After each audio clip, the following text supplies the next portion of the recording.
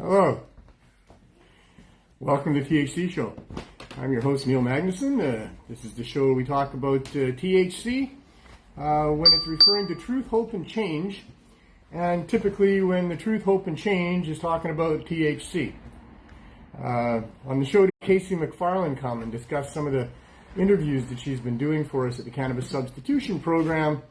And we'll talk about a few other things, the Healing Wave CSP RV, what's going on out of town with the CSP, and also a few other local things. First off, I want to apologize for anybody who got up this morning and went to court for us. The case had been adjourned by my lawyer a couple days before the trial date that was set for today. So on the show last week, we talked about coming out today, even though it was just going to be adjourned or postponed, and using it as an opportunity to talk about what's going on with how corrupt the government is and how ludicrous this whole thing is about us being charged or having to go to court and fight Health Canada with $1 million of taxpayer dollars that they're using to try to come after us.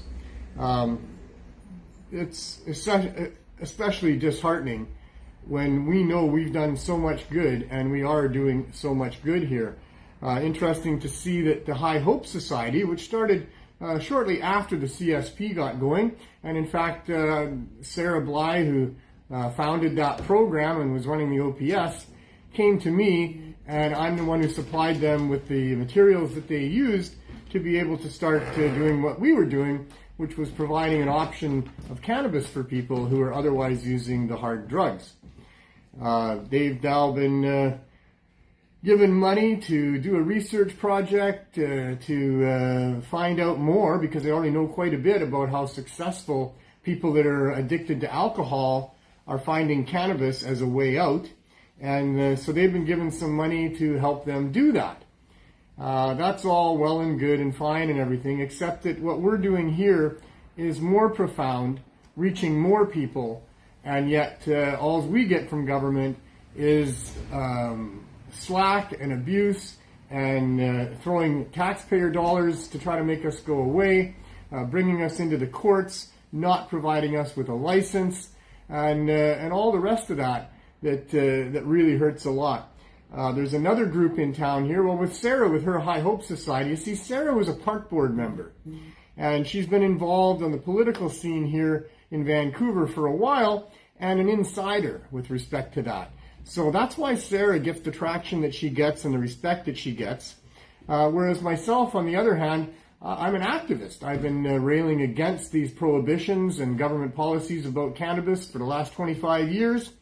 And I get zero respect from the government and zero help. In fact, we get quite the opposite. Even though we have demonstrated successfully for several years now that providing low barrier access as an option to people on hard drugs really does work for them, it matters not to the powers that be.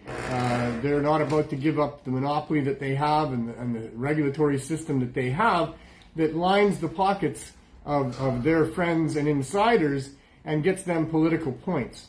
So, we'll keep doing what we're doing here, but, pretty disheartening. So that's on the one hand, the working with government, the seeing where their priorities are and aren't, and that's all, like I say, disheartening. On the other hand, what keeps us going is the knowledge that we are really seriously helping people that are in a lot of trouble in their lives. And we get that on a daily basis here, people thanking us and coming forward and wanting to tell us about that. And yesterday I got a phone call from one of my suppliers here for the last number of years, and they said that one of their family members had been lost to addiction down here on the downtown east side for the last few years.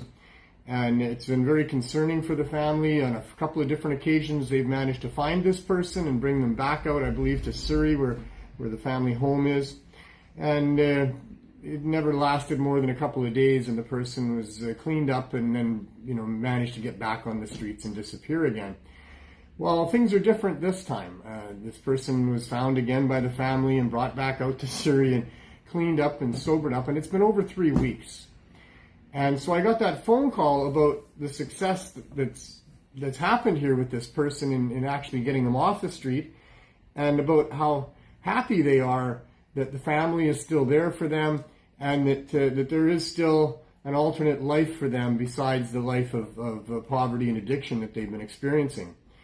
And so he went and had a conversation with the family member about, what had been going on with them and why this time is different, and was told that, well, the difference this time is that they've been using cannabis to stay clean, and especially in the form of the higher dose edibles, and that there's a wonderful group of very kind people in Vancouver called the Vancouver Substitution Program that has been helping them out, and that's the reason that they're on the other side now. And I mean, that certainly warms my heart, brings tears to my eyes to think about, somebody getting out of this trap of addiction and misery that happens here. And he said, I want you to know something else. He said, your program works and your program saves people, but it doesn't just save the person. He said, in the case of my family member, there's a dozen or more family members who are over the top elated that this person is finally coming around and coming back into the family. And he said, your program doesn't just help the people that are there in front of you that you're helping, but it has ripple effects that go far into the community and far into the families of these people. And you're really, making the day of a lot of people when you make somebody's day here. And when you save somebody's life and get them off of these drugs, you've sent, shudders of relief and happiness through, the family members and the people that they touch.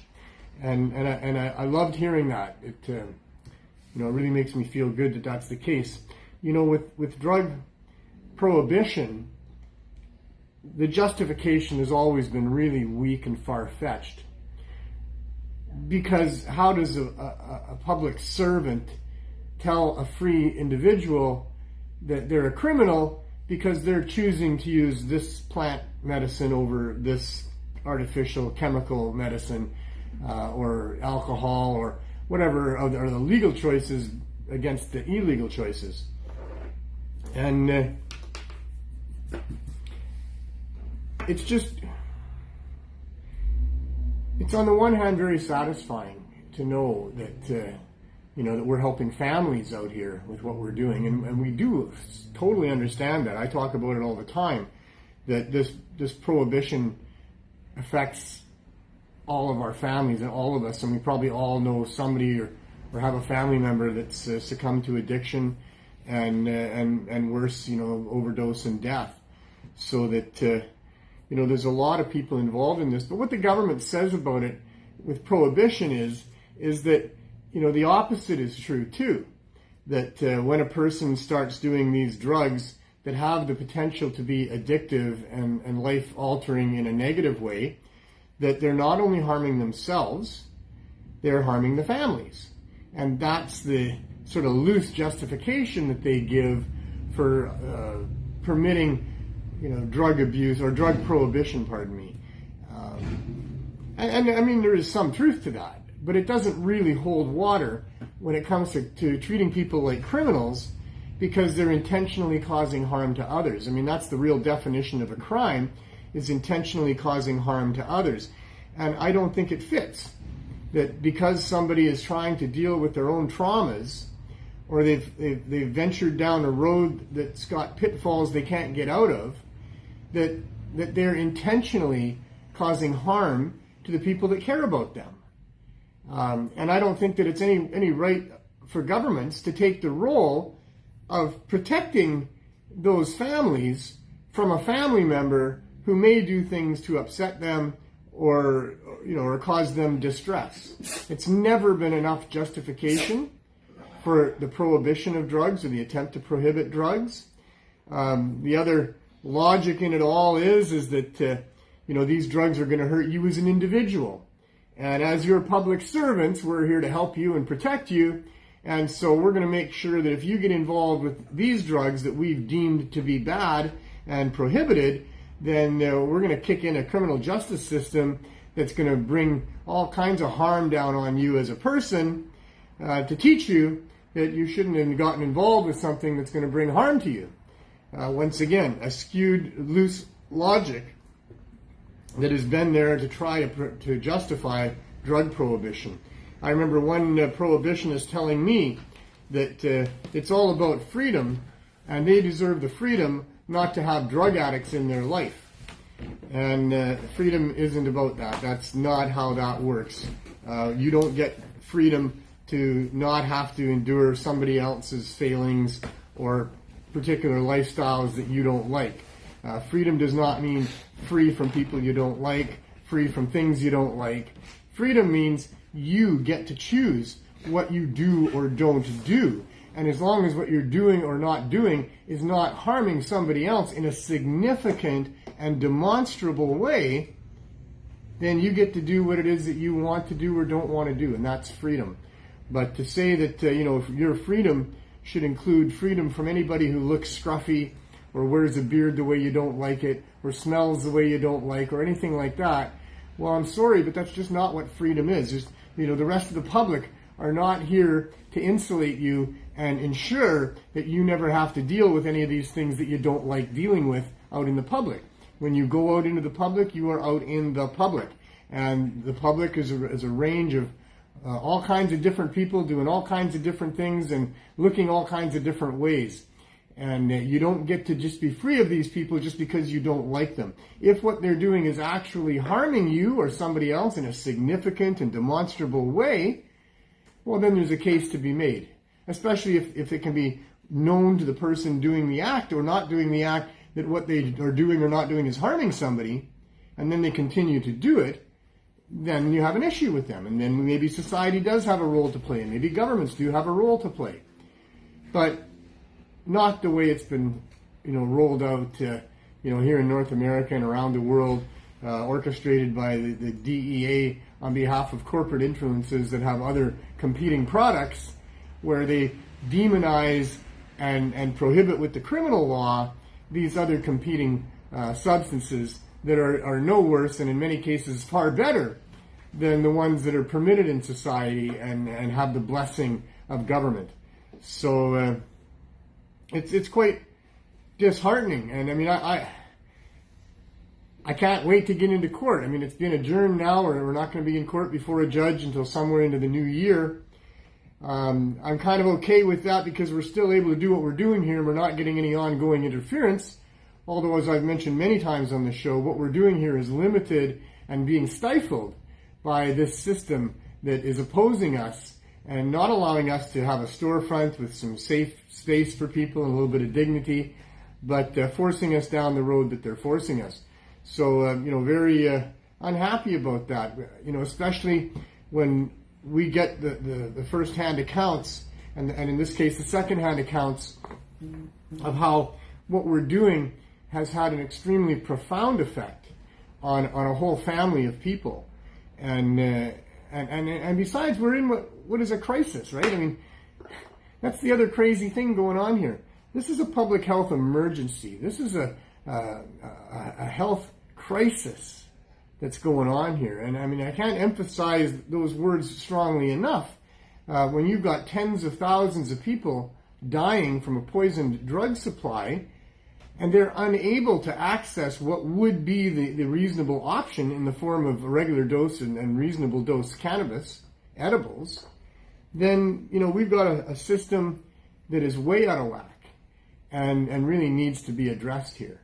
So, I don't know what we can do to convince the federal government that their job is to protect the public and the safety and well-being of people in the public, because that does not seem to be what their focus is at all. And B, how we can convince them to do the right thing here. That we need to not be prosecuted. Professor Zachary Walsh, who is the foremost expert in cannabinoid substitutions, wrote a beautiful letter on our behalf. And he stated clearly in that letter to government that the Cannabis Substitution Program is saving lives. That we need to have this program protected, expanded, and that there need to be no barriers placed in front of us by governments. And I thought that letter was pretty profound in the way that he put that. And in the whole letter itself, the body of the letter, was extremely well written and extremely powerful. Yet, the government doesn't seem the least bit interested in that. The letter that I sent them in response to their intent to deny, I think, all humility aside, was a very powerful letter from myself, who's been at the front lines of this for many, many years, and expressing, many of the dynamics of what we're doing here. Things that Health Canada, if they really understood, and if they were really about trying to protect public health and safety, they would have responded to in a favorable way. But there seems to have been really no due diligence done on even what it is that we're reporting here. I don't believe that they could have read that letter from Dr. Walsh and still moved forward against us. And I don't believe that they could have read that letter that I sent them and moved forward against us without having some dialogue with us, because that's what I demanded in my letter, is don't just refuse after 3 years our application, but come and visit with us, come and talk to us, come and see what's going on here, come and interview some of the people that we're helping. Because I think if any human being came and did that, that they wouldn't be able to be corrupt the way that it appears Health Canada is corrupt. But as long as they can just stay in their ivory towers 3,000 miles away in Ottawa in some suburb in an industrial area with unmarked buildings that nobody gets to access, and what they do in those buildings, in my opinion, is work real hard to try to deflect all of the complaints against their scheme of legalization and try to figure out ways to deny those of us who are applying for exemptions and special licenses to be able to provide cannabis in the ways that it is really going to do some good. This legalization that they have right now going on is by the rich and for the rich and not about medical, and they even state that themselves in their mission statement, that they are recreational and non-medicinal, which actually is an oxymoron. It's 4:19, by the way, so I got a minute, you got a minute, get it ready, get it lit. It's an oxymoron for sure, and well, we'll see what happens. But sometime in the new year, we're going to have that court case. We're going to go there, we're going to present all these things to an adjudicator, and we will see if, an adjudicator in Canada, although he is paid by tax dollars and it's $250,000, base salary, we'll see if that money is paid to him to do the right thing and properly judge situations, or whether it's about maintaining the party line and supporting the federal government in whatever immoral decisions it makes. We will find all this out coming up in the new year.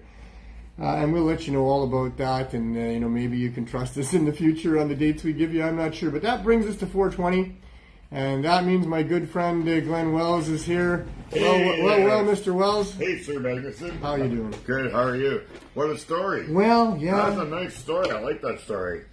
And it happened to somebody that you even already. Yeah, I didn't know that. You already knew them and stuff like that. So. Yeah, sorry. Yeah, I didn't know that they had a family member involved here. Well, I am aware that people aren't public about that either, right? Very true. Especially families, right? I am aware of some of the people that are helping us and donating and supplying us, that they have personal connections to this opioid crisis, and that's what motivates them. Yep. But I wasn't aware of that in this case until here you go. I got a really nice. I'm going to put this one away. Yeah, can you pass me an ashtray? Sure. Okay. Thank you. Okay, we can share one. You want to share mine? Sure, we'll share yours. My little one? It's got lots of room. As long as you got something to put I like that one, Yeah. So is this the blue dream? So what happened was I got this phone call yesterday, telling me about how much of an impact our work has had on their family, And then today, he comes and he brings me his the pre-rolled joints that we get from him, and there's a 500 joint donation. Wow. In there for us. Yeah. He lowered the price 10 cents. Nice. We give most of these things away. We pay for them and give most of them away. And what we do sell barely covered the cost. Yeah, some go for $1. Yeah. Yeah, when we do sell them, it's $1. Yeah. So to have the price lowered by 10 cents helps us a lot. Helps us give out more is what it does, which Most is of the great. time we give out a free joint, and if they want to spend $1 on a joint, then we give them those ones that are pre-rolled already with a nice flavored paper and stuff like that, right? Right. Yes, yes. So that's what You know more than me. You work the RV. I know, yeah. I don't usually. Yeah, yeah. So But, the white ones, we give away for free. So this bag of concentrates, this bag of pre-rolls that he gave me after he left, I'm looking in the bag there. There's this other blue bag in there. I pull that out, and it's got, I don't even know if I want to show. I'll show it here. Yeah, sure. So it's got these. Blue Death. It says Blue Death on it. Yeah. And there's like an eighth of weed in there. Show them the weed. Hey, you want to make me break this open? No, here? I got one. No, I don't have one. So there's like 3 ounces of, well, we're not promoting anybody here. I mean, Yeah, I know, yeah. There's nobody to promote. But it does look really nice. It does smell really nice. Here, smell this. Really good, yeah. Smell that. Oh, man. You see what I mean? A little higher. I can't get any higher. I can do it. I keep trying, but I can't. there I you can't go. get any higher. Let's put this up there. Beautiful. There we go, right there. And see, that looks good. No, back it up a little bit. There we go. Oh, we're not getting a focus. No, we did it in a minute. Let's see, come on. The bud is in perfect shape. You're just seeing it that way because you're high right now. It's 420. Let's try it one more time. Let's see. No, it's not going to focus. But anyways. Oh, wow. Oh, it smells tree. So there's about 3 ounces bagged up into these eighths. And so I called him up right away and I said, hey, Blue Death? What's going on with that? And he goes, oh, right. He said, that was supposed to be a delivery for somebody else. But you know what? Go ahead and keep it, he said. That's for you. Oh, that was real nice, eh? So, yeah, we'll contribute all of that to the CSP. You get light there. You can't smoke. No, I got it all going on. All right. I'm just talking too much. So you're going to do vaping of bud now, are you? I think I am, yeah. Yeah? I think I am. I think you should just dab. Step up. Be young. I like this. Yes, I know. I like the feel of it in my hand. I tried I like to bring it up to my face. I still come back to this, yeah. You will probably come back to that stuff. Just not as much. So today I got a little vaporizer. Did you? Let's see what you get.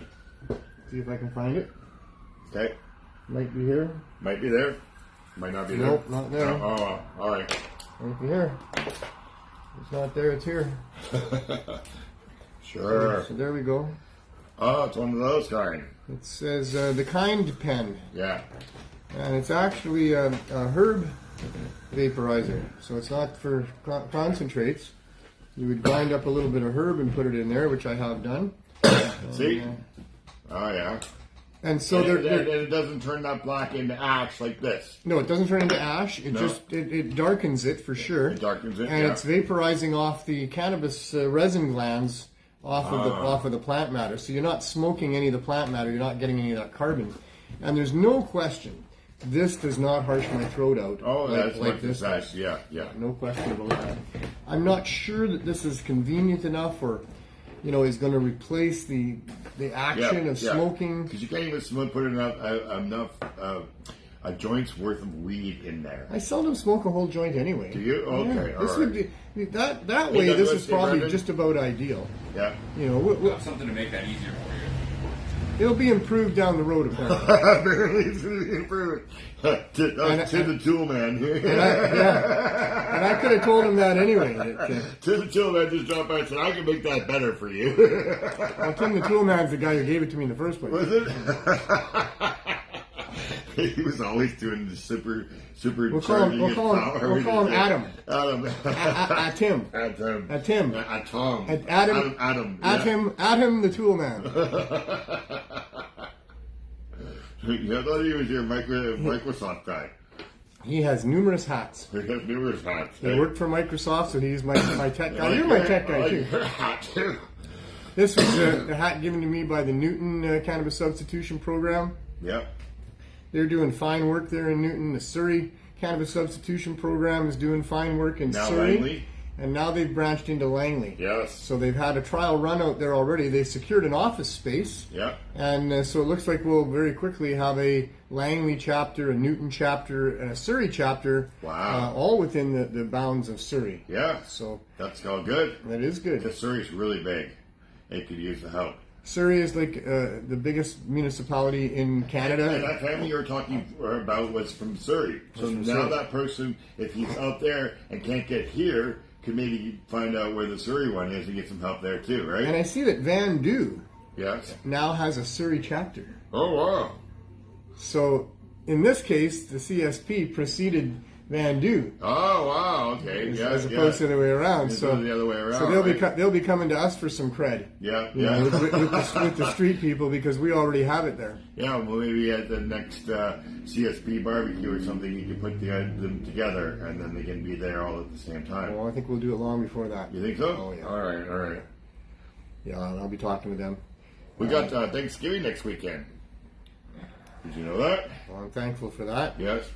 I'm sure you'll put up a thankful post on that day. Oh, probably. How long has it been with the thankful posts? 4 years. You're amazing. 4 years every day for 4 years. Amazing. It's not amazing. It's amazing. It is. I think it's great. Well, I mean, it's And good, you may not get the same number of people that are commenting or whatever, but as long as they give you a click, even, you know, like they don't. A lot of them don't give you anything. That's just how it is. They just see it, right? So they see it and they feel it and they think about it and they think, what am I thankful for today? You know, and blah blah blah. I think it's a wonderful thing. Yeah. I think it's great that you've done that. I think that you've gone past the point of no return. Yeah. It's hard to stop, right? And now, so my brain says, "Oh God, it's almost 7 o'clock in the morning. You got to get your thankful posts up, right?" And so you're coming up with some interesting, creative thankful posts. Yeah, I like that. Today was the Google Mini. Makes me sound better in the shower when I'm singing now. If you turn it up enough, if you turn it up enough, it makes you sound better. I get some good ones sometimes. You know, put some of those tracks onto Glen FM. Yeah, some of the things I learned, right? Some of the things I've learned, I picked up and made a thankful post from it. So, right? Yeah, you just pay attention every day. I'm sure there's a number of different lots things. of stuff. Lots of stuff. Sometimes I think of it while I'm driving and I don't get it down, and by the time the next morning comes, I forgot about it. Gone, I do something else, right? I know, but there's just so many things out there. If you really think about it during your day, and man, we should be feeling so blessed Just here. be thankful that you woke up if you've got nothing to be thankful for. I'm going to read something here that I found, and I thought it really spoke quite a bit to the way that I feel about things here. It was by Neil deGrasse Tyson, and he's an astrophysicist, and he's all about the nature of the universe and how vast it is and how big it is, and he's a lot about. Well, actually, Anton Petrov is the other one that I follow a lot. He's an astrobiologist by his original training, more an astrophysicist now. But, the biology of life, how chemicals manage to combine themselves and become biological is quite the science. Yeah. And, we've talked about it on the show a number of times. There's different things that come out about how difficult it appears that is to have happen, although on this planet, life is abundant and springs up everywhere, gets into every nook and cranny. It's in every shovelful of soil from Antarctica to the Arctic. It's under ice. It's the ocean is full of it. A drop of water, just a little drop of tap water, is teeming with life. Yeah. So life does create itself, or does create somehow on this planet. The conditions are right, and you would have to think that the conditions are right elsewhere out there. But the Fermi paradox is about how we are not seeing much in the way of evidence of that. Yeah. The James Webb telescope is finding what appear to be things that could be interpreted as biosignatures on some of these exoplanets that they're looking at, but nothing conclusive yet. And certainly what they're really looking for is just any type of simple life, microbial life. Yeah. And what we're really talking about when we talk about life outside of this planet is intelligent life. Is there intelligent life out there? And that's where the Fermi paradox is like, there's just We're not seeing anything. Who are we to say intelligent? We could be stupid to somebody that's out there. But we're they could be more of course, intelligent than us and of say course. that we're lower life, right? Oh, Just absolutely. because we can think, and that doesn't mean that we might be the intelligent. We life. are a unique species on this planet. That we know of. Oh, I mean on this planet. On this planet. Yes, okay. Life has been abundant on this planet for billions of years, starting with microbial life and evolving from there into complex life. And there's been numerous extinction events and different blooms of different types of life come along over the billions of years. And now they But for almost all of that, there wasn't anything intelligent enough to be keeping track of things, looking up at the stars and deciding things. Doing science, building cars, smartphones, internet, all of these things. Internet. We are a real recent development of life on this planet after billions of years, and it looks like maybe there's not a lot of that out there. So we'll see. I mean, maybe they will. But here's what Neil. But we might have an answer soon because that Osiris thing just came back and it landed on. But you're talking microbial. Yeah, but it landed on a comet that was 40 billion years old. Sorry. No. Yes, it is. No, it wasn't 4 billion. It was 40 billion. No, it's not. Yes. There's no 40 billion. It's a comet. They think this all started 13.8 billion years ago. So I won't let that slide as truth on the show. You can Google it and find out, but you will find out that it's not 40 billion years old.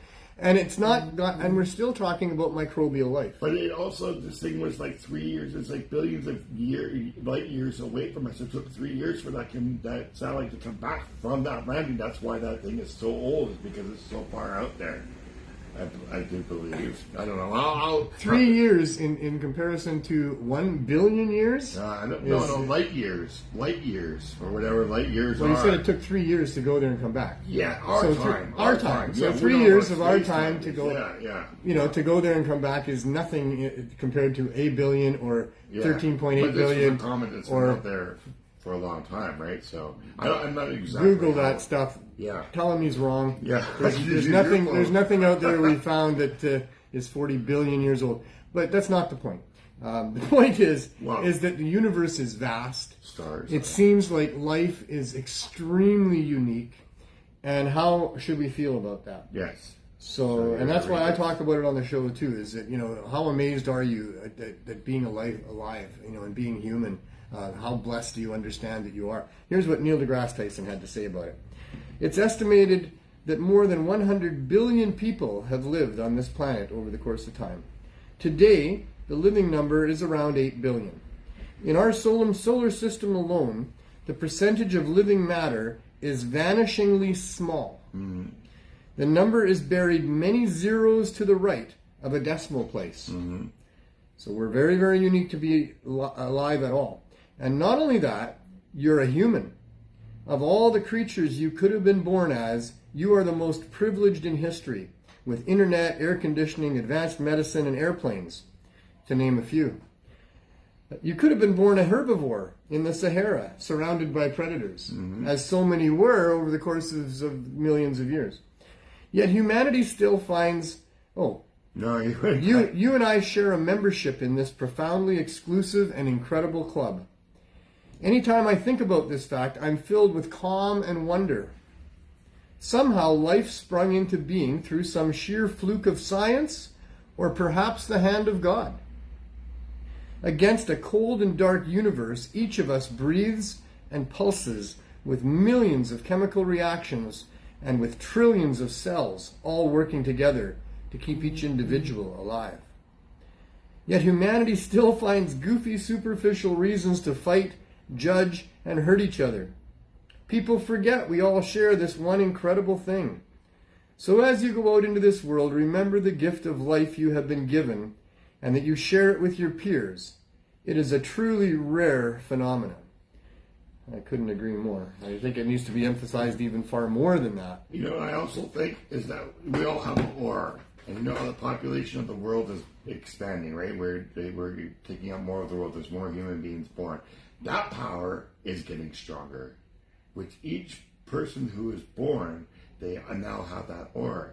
So we're You're talking growing. aura? Yeah, aura. Yeah, right. So whatever that power is that we have that makes us our spirits and stuff, that is also getting stronger. Sure. What is its purpose, right? And why does it have to keep growing, right? So it maybe put a bunch of things together on the planet so that it could have its power grow through us. Who did what? Whoever has that aura power, right? Like. Well, that's what I'm saying. We haven't found anybody else. No. But when we There die, may or may not when be we- anybody when else. when we die, well, DMT says there is. People have experienced DMT. I don't say there isn't. They say they've met this lady that's on the other side, right? Sure. Yes. Yeah, but the mind is a crazy tool. Yes. I mean, just look at what happens when you dream. But if we can see that So aura, for you to think that your mind, even in a waking state, is accurate and aware, and you're seeing things like you're talking about, some other side or whatever. The evidence, who knows, right? Who knows? I don't say one way or another, but we haven't met any of these people. yeah, There's a million billion stories about ghosts and dimensions and people that have done this and that. amnesia. That we might have amnesia, Past right? life, Yes. stuff. Yeah. Lots of stuff like that. And people have been hypnotized. But none of it really speaks to whether there is or isn't other life out there in the universe. All of it still speaks to how amazing life is here for humans. Even a plant has an aura. Sure. And a bug has an aura, right? Right. Anything that's alive, I guess the soil might have an aura too. Well, I would say collectively, Yes. humanity has an aura. Yes. This But you can planet picture and all it. of the life on the planet has an aura. Yeah. Some sort of an can energy get- field you that can get a extends picture of away it, out yeah. from all of us and combines all of us and all of it. And when That's we all die- real. When we die, that aura gets released and joins the other energy, I believe, of this world. That's our higher power. Is that maybe that aura? Maybe that's Maybe. right. Maybe. Right. And when I don't we- talk too we- much religion. That's not religion. There's no. I agree would call with- it God. I would call it a higher power because it's definitely growing with every person that is born, and I believe in a global consciousness to some degree, but I don't have evidence. I couldn't prove it. well, I there's wouldn't. evidence about. I wouldn't. people who've You see, here we are talking about this. What I talked about a couple of stories. weeks ago on the show, and that is that there's fact and there's opinion. Yeah. And they're two very different things, and you need to understand that at some point you're talking about opinion, I'm talking about opinion. At some point we're talking about what we believe to be facts. Yes. Whether we're right or not, only Google knows for sure. But we'll figure out. Well, we don't even know if Google knows for sure because No, I say that. I say that facetiously. I say that facetiously too. Maybe we can ask AI. Maybe DuckDuckGo, has a better grasp on what is and isn't the truth. Yeah. As for AI, AI is an entity that is going to be privately owned, all of it, by some groups. You think so? And there's biases and agendas that may well be incorporated into those AIs. I don't really know. Yeah. Once again, we're talking opinion. Yeah. We're talking the future, so we can't really know a lot of these different things. A lot of people have asked me, don't you want to meet God when you're dead? I said, I've got to deal with God. We'll deal with it when we get there. I'm not going to spend a lifetime believing in something that might not be there. But when I get there, if he's there, I'm going to say thank you. on Sunday, I go visit my mom. Yes. And I don't take her out for lunch because she doesn't want to go. Oh, really? After being at the border now, she doesn't want to go anymore? Because that was your last lunch, right? She's gone the last 3 weeks since right. the border fiasco. Okay. I still feel so incredibly fortunate to have survived. I don't know why I'm not just wasting away the week after, in a U.S. prison right now waiting for my court date. But and Mom's been good most of the time. She, it hurts her hips and stuff to get up and move, but she does enough to get into her walker and then get into the car, and then we go for lunch, and then I bring her back. But this Sunday, she didn't want to go. Yeah. She was propped up in the comfy couch there in the dining room, and she didn't want to go sit at her regular dining room table spot. She wanted to go home. And, I'm sure by that she means that what was the family house that we had for so many years that we haven't had now for a number of years. And I said, well, Mom, I can't do that, but I can take you to your room. And she says, what room? I said, well, you have a room here, and this is an ongoing thing. She's been there for 10 years. She doesn't believe she has a room there. Oh. And so I get her into the walker, and she doesn't want to go for lunch. She wants to go to bed. So I said, well, let me take you to your room. And so, at her room at the front there's a glass case, and it has pictures of the family and things. And so when she saw that, she had to admit that she had a room, and she got it, and this is my room, she says. Yeah.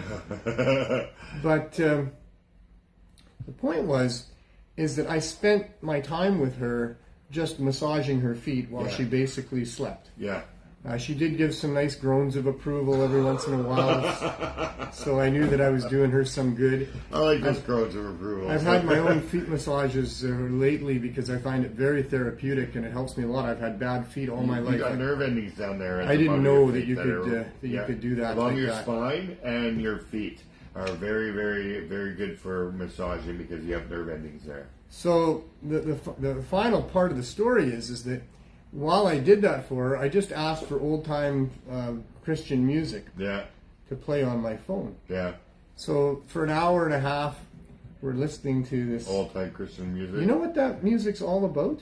God. Dying. Oh, yeah. It's all about. It was about losing it's love. all about dying. It's all about what happens at Judgment Day. It's all about meeting you on the other shore. It's all about. How do they know? Did they go there and come back and write the song? Paul had a vision, right? Yeah. Oh, while he was on DMT, right? In broad daylight. So, like I say, you can't believe everything you see. Not that he wasn't accurate. You just said that. Who knows, right? Yeah. He might have been on DMT too. You never know. I don't know. But after being brought up in a Christian home and having been exposed to that for most of my life, I hadn't really thought of it like that before, but as I'm listening to these songs, song after song is about meeting you on the other side, that God is waiting for you over there. That, because I'm going to believe that. So it's a lot about dying, which, with my mom laying there, barely able to move at 90 years of age, felt like, dying. Felt like dying to me, yeah. So you need some more and then the music is kind of, talking, and so I'm like, oh man, this is weird. Yeah. But anyway. Wow.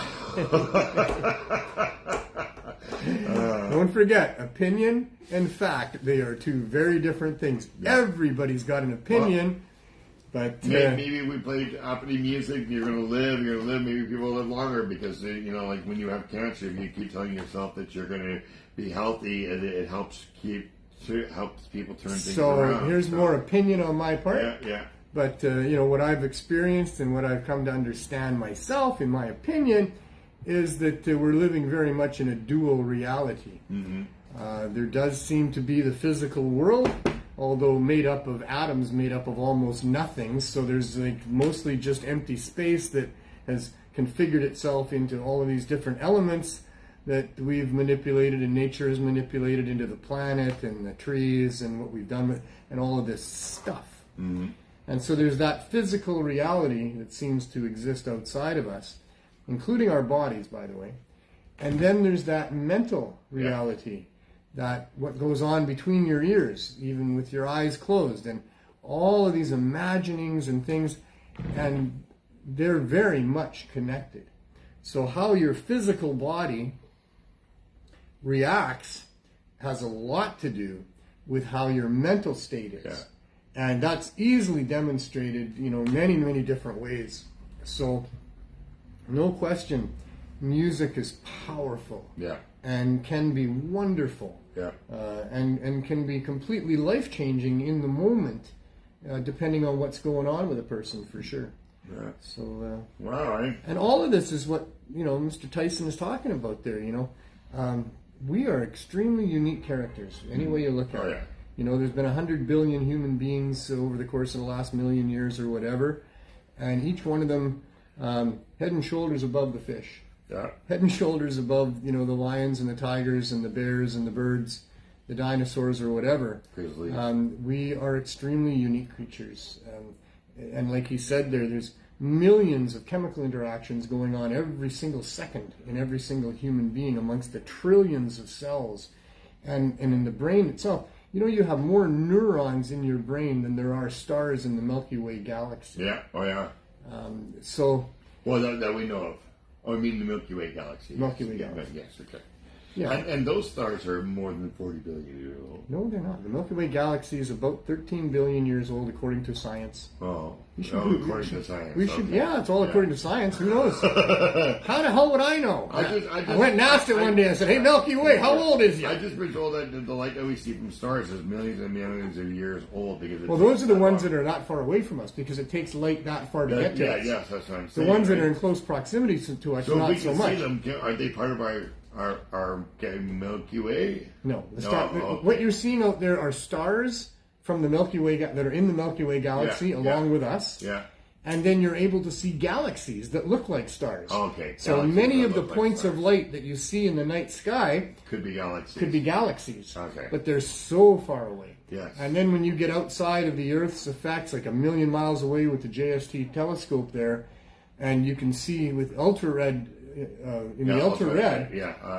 Infrared, sorry. You can see so far back in time. It cuts through. There's a lot of dust in the universe. Yeah. Space is not completely empty at all. Yeah. And that obscures our view of a lot of different things. And so anyway, we got so much more to learn. Yeah. The last year has been incredible with this new telescope up there. And we're having to rewrite a lot of the science about what we think is true about the beginnings of this universe. It seems to have a beginning. The Big Bang is not dead. Anton Petrov will tell you that. But some of these other, less reliable websites, they love those headlines. The Big Bang is over. Yeah. Well, we don't know what it all means. I don't know what it all means. But there was something in there. What we do know, what we can tell by our telescopes and what have you, is that 13.8 billion years ago, the universe was much, much smaller as far as the matter that's in the universe. The space, is probably infinite, and how could it be anything but? But the matter in the universe was much, much more dense, much, much more hot. Atoms were not atoms yet; they were just plasma. There was a lot of helium that is a loose enough type of molecule that the bombardment of all of this within the plasma it ended up becoming hydrogen because it fused with other elements as it cooled down, and then you have helium and hydrogen that became the first stars, and then I don't know, God. I'm no astrophysicist. I'm only passing on my understanding of what I'm getting from those people that I'm looking at. So don't trust what I have to say.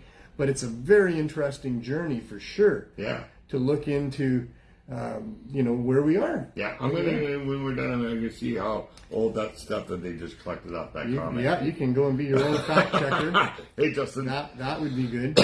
Yeah, because I know it's. So I don't know. I could have heard could have swore they said that collecting the sample was before. Yeah. I believe you. It was before the formation of our solar system. Maybe, eh? Not before the formation of the galaxy itself. Okay.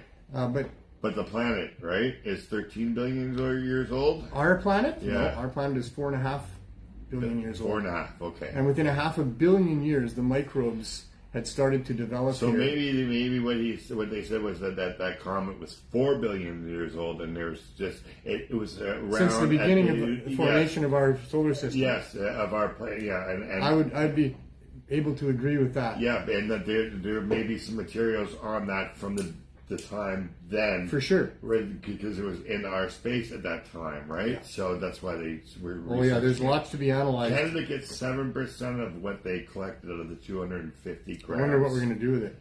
Trudeau will probably smoke it. Oh, I don't know. He probably wouldn't even get a chance to see it. It's going to the scientists first because we contributed something to that satellite. It's all fascinating, and what I find fascinating is that I am not a physicist. I'm not an astrophysicist. I'm not university trained at all. I want to know. But from a lay person's perspective, this stuff is laid out by those people. Because when you're an expert, when you really know your stuff, you can explain it to a 4-year-old. Yes. So I'm the 4-year-old. Yeah. So while I'm watching Anton and I'm watching Neil deGrasse Tyson, I'm watching numerous of these other people that do have degrees, that know, that really understand all that stuff. When they explain it, I can also be almost up to speed. I might not know all the background and the math and all that stuff and how that all works, But I can be up to speed with understanding the basis of what they're talking about. Yeah. That, this is what we understand so far about gravity, about the elements, about the forces, about, all of these different things without having to, be an actual physicist myself. Yeah. So that's kind of fun. And when you're doing this speech to the 4-year-olds, are you like dressed in a big purple dinosaur like Barney so they can understand? No, in my case, when I was doing... I'm interested in that for, when, right? when I was doing that... Are everywhere. when I was doing that, and I was doing that, Yeah. I was teaching 4-year-olds. Were you dressing up? Sure, Yeah, okay. I had my construction outfit on. Good. Yeah, Because I'm in their home, Yeah. and I'm working on something that's been damaged in their home, Yeah. sent there by the insurance company, and I got these little humans, Yeah. wanting to know what I'm doing. Exactly. Input. And I was somewhat of a master of my trade there, understanding what I was doing. And I was able to communicate that to these 4-year-olds in a way that they understood. Yeah. That didn't mean they'd gone through all the training. That didn't mean that they could actually do it themselves. No. But they had an understanding of what was going on and why the steps were there and all the rest of it. And that's the thing, is you want to master some things in your life, and then you want to teach. Mm-hmm. Because, I think that is the best part of life, is when you can pass on what you've learned, to other people to help make their lives better. And so... that's what I do. That's what I know. So we got a guest on the show today. Yeah. I'll go back to producing, and we'll bring get on out of here. What are you still doing here? We'll bring on the guest. I'll see you on Thursday. I'll see you guys next week. There you go. All right. Take care, Mrs. All right. As much fun as you can, as always. Trying to. Okay. All right.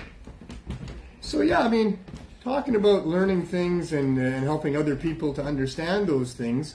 The young lady who's coming on the show next has been involved in a lot of that of late, and prior to that as well. It's kind of been one of her passions, as far as I understand, from watching her and seeing what she's doing. She's a communicator. She's a person who does research on different fields of interest, and then is more than happy to pass that knowledge on to other people. And lately for us here at the Cannabis Substitution Program, where she's been involved for quite a while now in several different capacities, one of her more recent tasks has been to interview some of the people that are on the street here, whether or not we're helping them or not, but to find out things about what's happening with them and their drugs of choice, and what's helping them if they need help and all that kind of stuff. So it's been quite the journey. I thought it was very timely, maybe if we have her come on today, because I had that phone call yesterday that really moved me so much about how we've helped this one person that's ended up helping their whole family, and how that makes me feel. So Casey McFarland, come on in here. Right. I think you're driving over weed, but that's okay. It's all packaged up, and it doesn't matter. We'll let Glenn worry about that. Oh, there it is. Yeah. Awesome. Things disappear and then they reappear. How are you doing? Pretty well, thanks. Yeah, thanks for having me on. Well, good to see you here, of course, and you've helped us out a whole lot. And like I was just saying, lately you've been making these video reports, basically, and including the letter. Do you have any of those handy? Doesn't matter. Not handy, no, but essentially what I've been doing, because we want to gather evidence in our favor, about what you've been doing. Specifically, for the courts? Yeah, for the courts, for the court case, specifically for the high-dose edibles. Because currently what the laws are saying, 10 milligrams is the maximum percentage you can really get in the stores legally. Well, you can buy more than 10 milligrams, but Right, it's a single dose item, and they won't raise it. So if you wanted 100 milligrams, you'd have to buy 10 of their 10 milligram chocolates, and now you've got a weight issue going on and a diabetic issue going on. Well, and also a price issue. Like, and a price can't issue. afford that. 100%. You know what I mean? So what you're doing is so valuable and important, and it's not dangerous. You just use your educated decision making, and if you need a high dose, you take it. And it's people educate themselves pretty quickly if they don't get proper guidance. We try to give out proper guidance here. When we recognize that we're talking to somebody who we don't know, we find out, what their usage is. What are they, have they got experience with these things before? Because if they haven't, then they really need to start at a low dose and move up from there gradually to find the right dose, wherever that might be. So, yeah. Yeah, but no, it's been really fascinating to listen to people's stories. For example, this one woman, I believe she broke her back, and she had really bad problems with pain and all these things. And her doctor said, well, you're going to have to start taking opiates because, your pain's really bad, that's your verdict. And she didn't want to do that. She knew she'd gained a dependency, that wasn't the route she wanted to go. So she tried Phoenix Tears. She's doing Kung Fu. She can walk. She totally rebounded from everything her doctor said, and she's feeling so wonderful. Wow. And it's just phenomenal, to That's hear great. stuff like that. Yeah, for so sure. the only limits, if we believe something, chances are it will be that. But who's to say, why can't people use cannabis and outlive the odds if they want to? It's just should be an option. That's the big question, eh? Mm-hmm. I see that Greg Kedward, he was the filmmaker that put together Still Trippin' and Trip, the BC Bud Chronicles, in which I was involved, both of those movies. And it's been 12 years, and he says, maybe time for another movie, Hey. Mm-hmm. And I think that it's now is a good time to start documenting some of these things and see where we go, because the whole theme of at least the second movie in Still Trippin' was, why is cannabis still illegal? Mm-hmm. Because by that time, we started making that movie in 2010, and by that time, almost all of the hysteria about the negative effects of cannabis had been debunked. Numerous things now, it was far more by that time than just a glaucoma medicine. Mm-hmm. It was, look at this, cannabis is useful for all of these different things as well. And it was kind of ludicrous that it would still be illegal. Mm-hmm. In 2010. So that was the theme of the movie. Spoiler alert, I recommend you watch the movie. It's still relevant today. But the conclusion of the movie is that cannabis is illegal because it's so valuable. Mm-hmm, that was the only driving force. So when you're talking logically, these people should be given the option of this or that. That would be logic in a real world where governments were working for people mm-hmm. and having their best interests in mind. Yeah. But that's not the world we live in at all. And so something so valuable like cannabis, I had this debate with someone recently as well about the value of cannabis in the marketplace. People are willing to pay lots of money. Lots more money than you pay for blueberries or strawberries for sure. Just other crops that could be grown. And the reason is because it's so valuable. You can use it for so many things. It helps mm-hmm. people out. Just a small amount of cannabis up in some northern isolated community sells for humongous amounts of dollars yep. because it's of such value to people. But that, in my opinion, shouldn't be the driver of the price. I know it factors in, and of course, that's when you start getting better and better cannabis or whatever product you're talking about, mm-hmm. so that people that want to spend more and get a better product, they can have that. But with cannabis, it's just that or nothing, and it isn't even that yet. So yeah. Anyway, I'm digressing from the point of what's going on here, and that is that we've been providing cannabis as an option, contrary to Canadian law, for going on 7 years now, and we have come to hear so many stories to help us understand why these people are in these situations that they are. Mm-hmm. It's a living hell here. We don't show it on the show very much. You can find documentaries that do show what's in the lanes and on the streets around us here in about a 2 or 3 square block area. We don't show it out of respect for the people that are here and their families, because it's not our right to put someone's face on a camera and mm-hmm. broadcast it on the web. Unless they want that. Unless they want that. Many people are hiding for whatever reason. It's not my position to judge. So it's not my position to just, boom, put them on camera. So we stay fairly focused with our camera here when we do go outside, to not hurt somebody like that. But it's a living hell here. Mm-hmm. Yeah. Well, and just a lot of people. And it doesn't stop 24 hours. Yeah, it's a living hell here all the time, yeah. All night, all day, every day. There's no holidays. We don't take any holidays here because addiction doesn't take any holidays here. Well, and the thing is, it's time sensitive too. Like you were saying, it's 24/7, so you can't just stop and wait for someone to give you go ahead. You need to act every day because these people need help all the time. Like it's life or death. It's not just. I put in my time before we started. Yeah. Of trying to get those sort of supports that you're talking about. Mm-hmm. So I went to city council. I already had Van Du's approval. We went to the Vancouver Police Board. We did our, we didn't just We didn't just start doing it. I should have. The moment that, I heard on the radio that there's a poison drug supply again and people are dying of overdose. And I knew at that moment when I heard that one of the answers was having the easy availability of higher dose edibles. I should have probably just right that moment gone and got whatever I could and just started handing it out to whoever, wherever, whenever.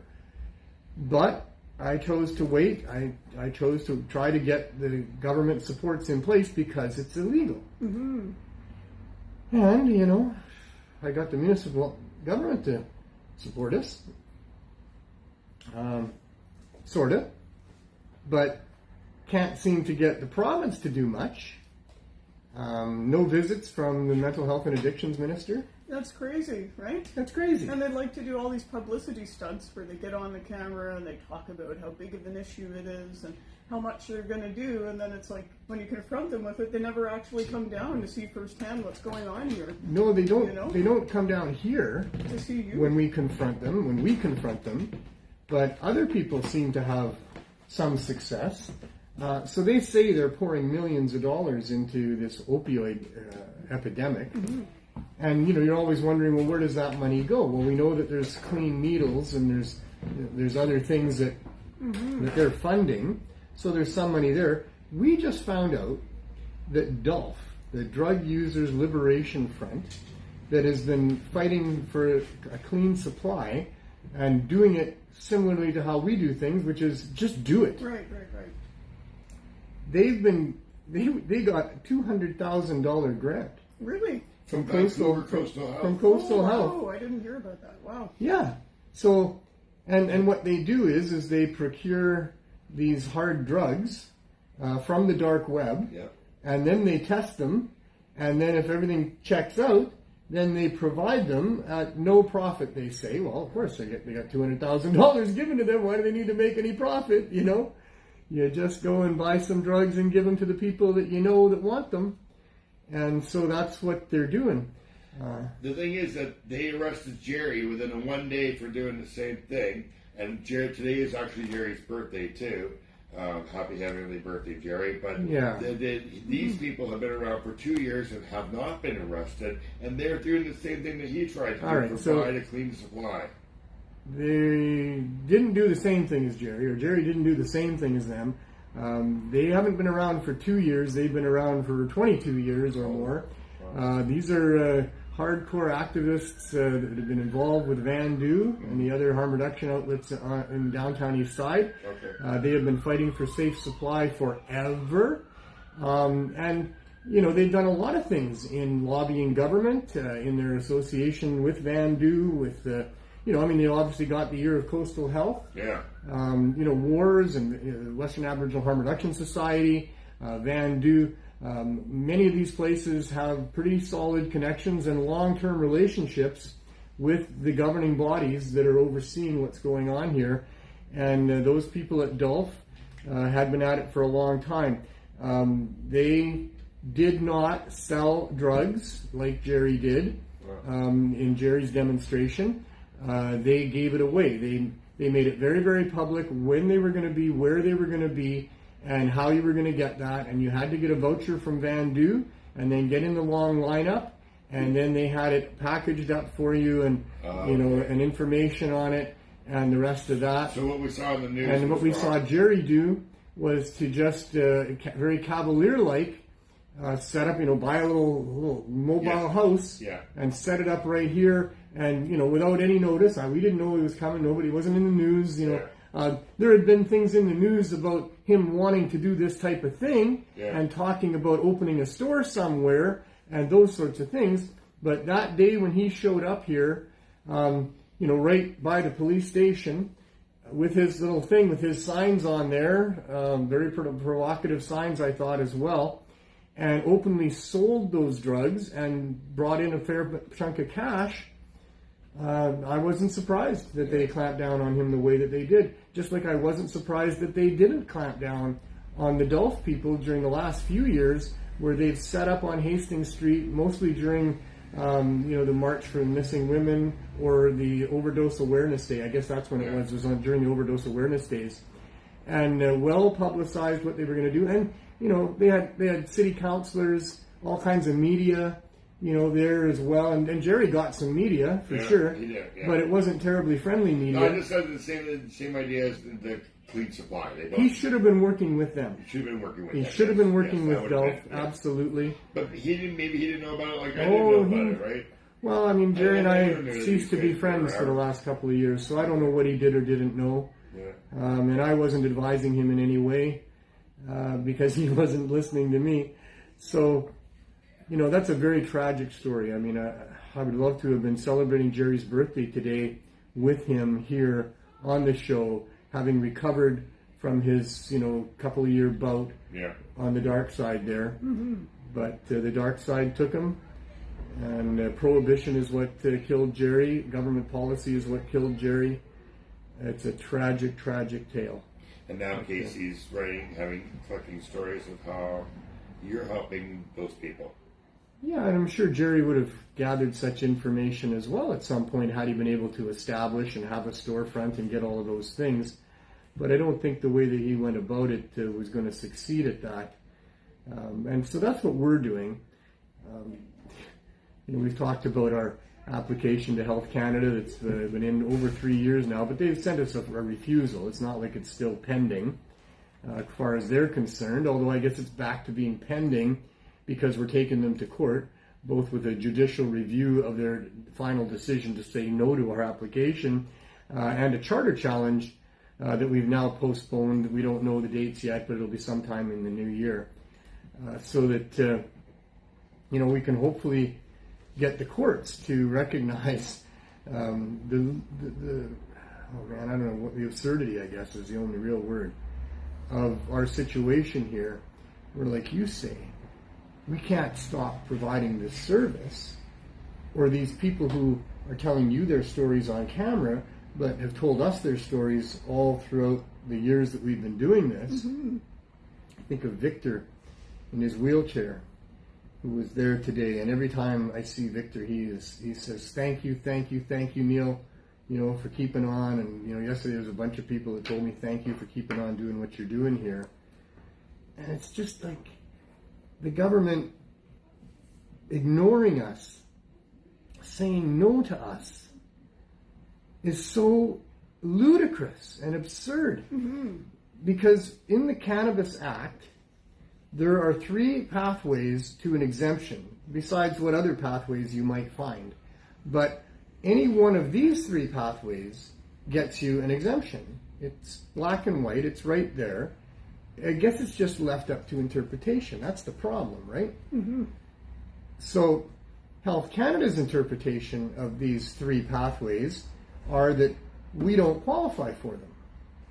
Our interpretation of it is, well, holy smokes, we qualify in spades, and how could you qualify even any more than we already do? Absolutely. And those paths are, is it in the public's interest? Is it about public health and safety? And is it about research? Well, I'm sure I don't have to explain to any of you out there, because you can't possibly be as brain dead, you're watching this show, as Health Canada is, in thinking that it's not in the public's interest that we've found the best way to get out of the opioid addiction. Maybe ask the public. Like that's what we're doing. That's what I'm leading to. Obviously, it's not about public health and safety. Excuse me. That's all that was ever the focus here. There was a public health crisis. We knew that we could help people get off their addictions to those deadly drugs with high-dose edibles, and so after going through the proper channels to try to do it right, eventually had to just do it. And that's so how can you say that what we're doing here is not about public health and safety? Is there anything more obvious about public health and safety than what we're doing here? And the third one, and that's where you come in, is on research.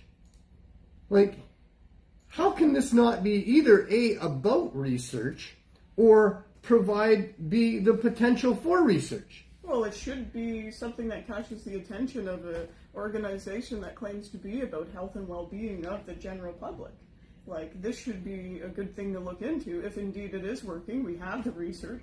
We're collecting the testimonials. We're collecting, with people's consent, the forms about their age. And that's why I wanted to have the form, because we came up with a form that I think pretty closely asks the questions that a governing body like Health Canada would want answers to. Right.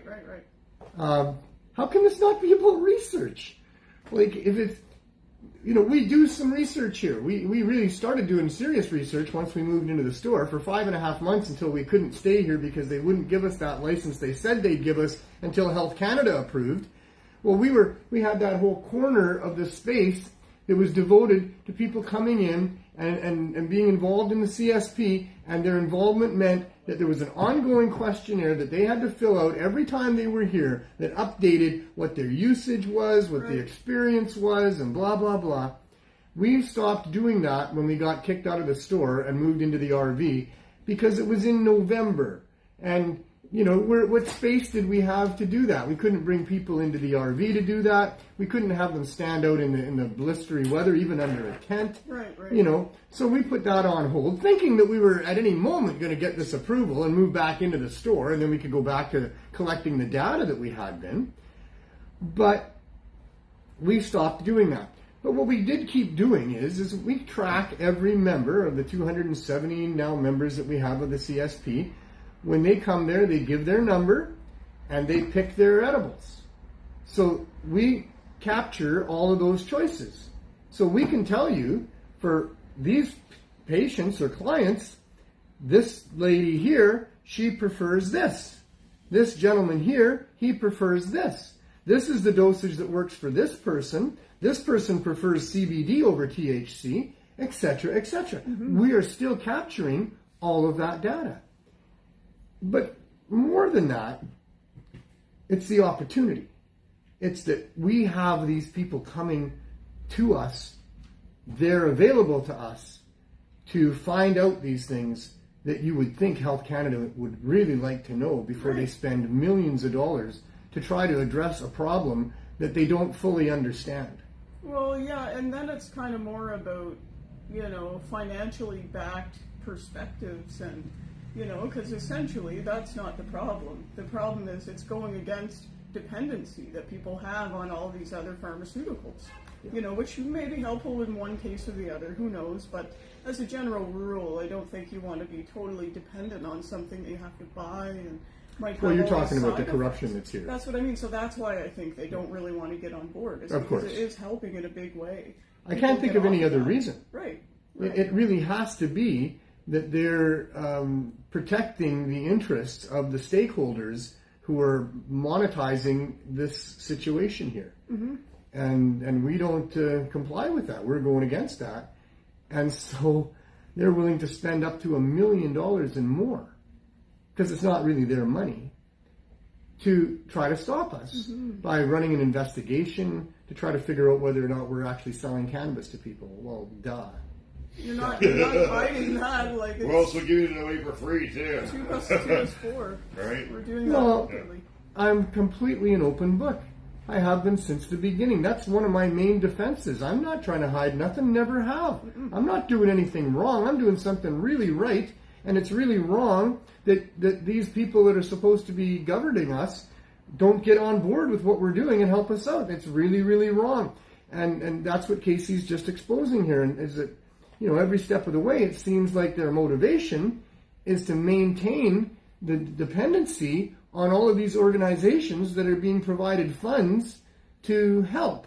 But they're not helping, they're just maintaining. They don't want people to be off of drugs. If everybody quit drugs tomorrow, all these different agencies wouldn't get any more funding, all their people would be out of work, and the government wouldn't be able to say they're spending millions of dollars on something. But those people could go on and do better things that they might Well, you want to talk logic again. You can't mix the two. Corruption excludes logic. It doesn't hold up to the scrutiny of truth and trying to understand what's going on. It has to lie.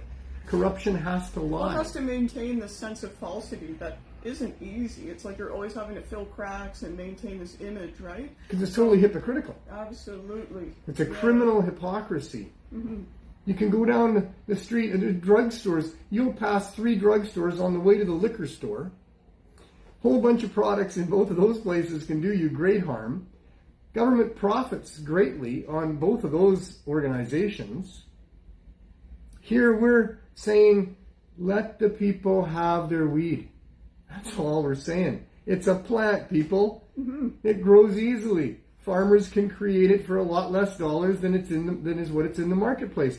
All the regulations that you're using against cannabis, you could apply much more reasonably to coffee. And that would be unreasonable too, because it's all unreasonable. It's just a plant. This doesn't hurt anybody. Well, if you destigmatized it, the kids wouldn't be so interested in it. Who cares if they are, right?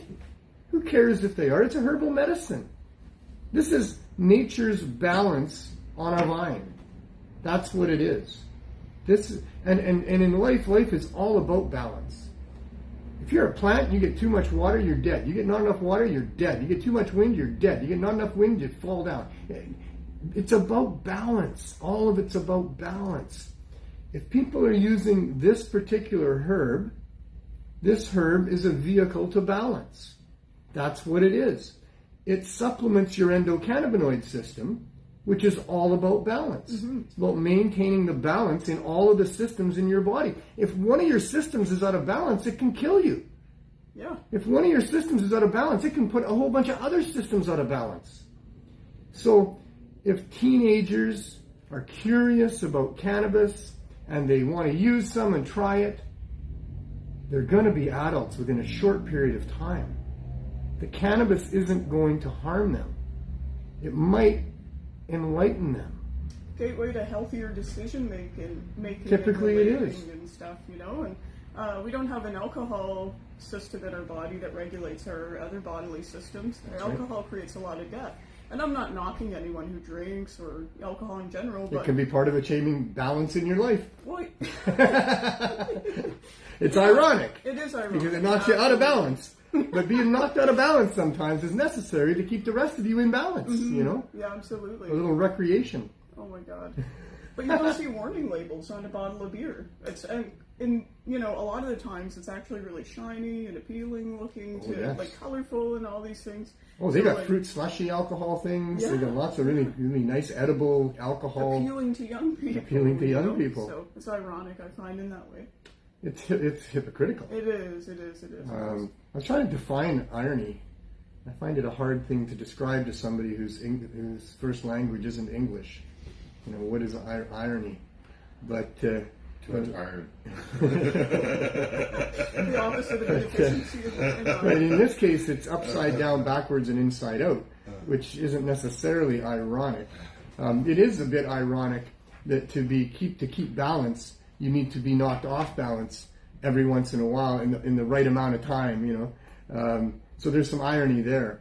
But with this whole cannabis issue, it's about criminal hypocrisy. It's about a very corrupt system that we live in that is resorting to telling ridiculous lies. Mm-hmm. And just even in their approach to things, they don't have to come right out and say anything, but they do.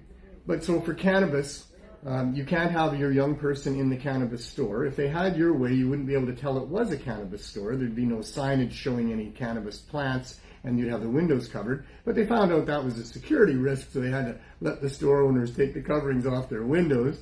And there has been some headway in being allowed signage, but nowhere near the signage that alcohol gets, nowhere near the packaging that alcohol gets, nowhere near a whole bunch of things. If you reversed the regulations from alcohol to cannabis and vice versa, it would be probably a lot more fair for the for the society in general, based on the dynamics of both of those products. But it's a criminal hypocrisy that when you're trying to maintain these ridiculous restrictions on this product, and yet you're promoting this other much more dangerous product every step of the way, and then you're profiting from this one. It's so criminally hypocritical. That's what it is. It's really a crime. So yeah, I almost lost it. Time to light it again. Drug abuse. Yeah. I need this stuff on a regular basis to keep me calm, to keep that balance. So I googled that information. Yeah. It is a 4 billion year old asteroid dust that has landed safely on the Earth, and human beings have only been on. Hominids first appeared around 6 million years ago. So yes, the comet is older than the human species. Oh wow! I never argued that. You said it was 40 billion years 40, old. It was 40. Yeah, 40. You're only out by a factor of 10. Yeah, by a factor of 10. So it was 4. I knew I heard the number 4, just right. But yeah, so and then now it's going to go back again, and it's going to collect more dust from a comet called Hypocrisy, or that Greek. So they're trying to figure out the origins of the solar system, blah blah blah. You know what it's really about? Gold. Minerals. Well, it's about minerals, rare elements.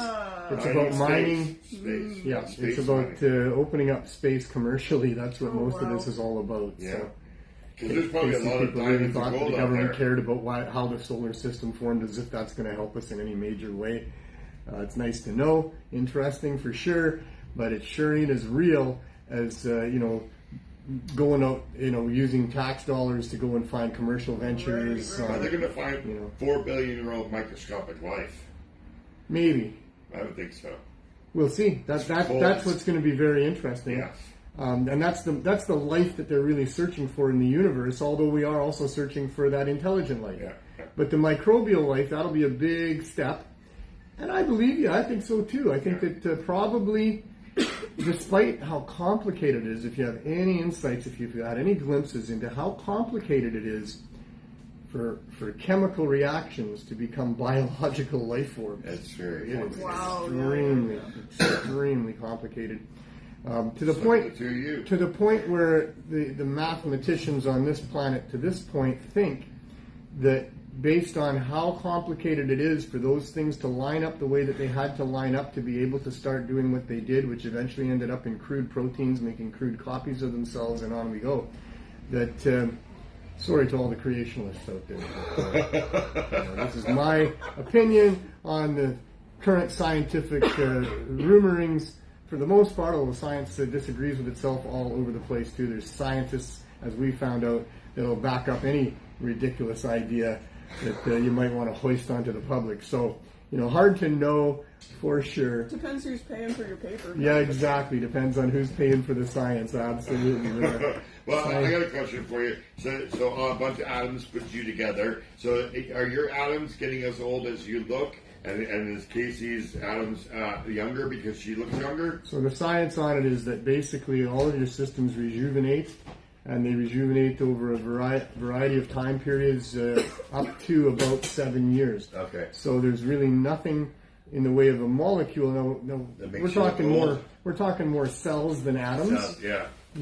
So but yeah, once they get to be about 7 years old, they've reached their maximum, unless there are other cells which could reach their maximum within days. Yeah. So somewhere within a 7-year period, all of your cells have now replaced themselves and rejuvenated with other cells. So that's my understanding. Once again, not a doctor.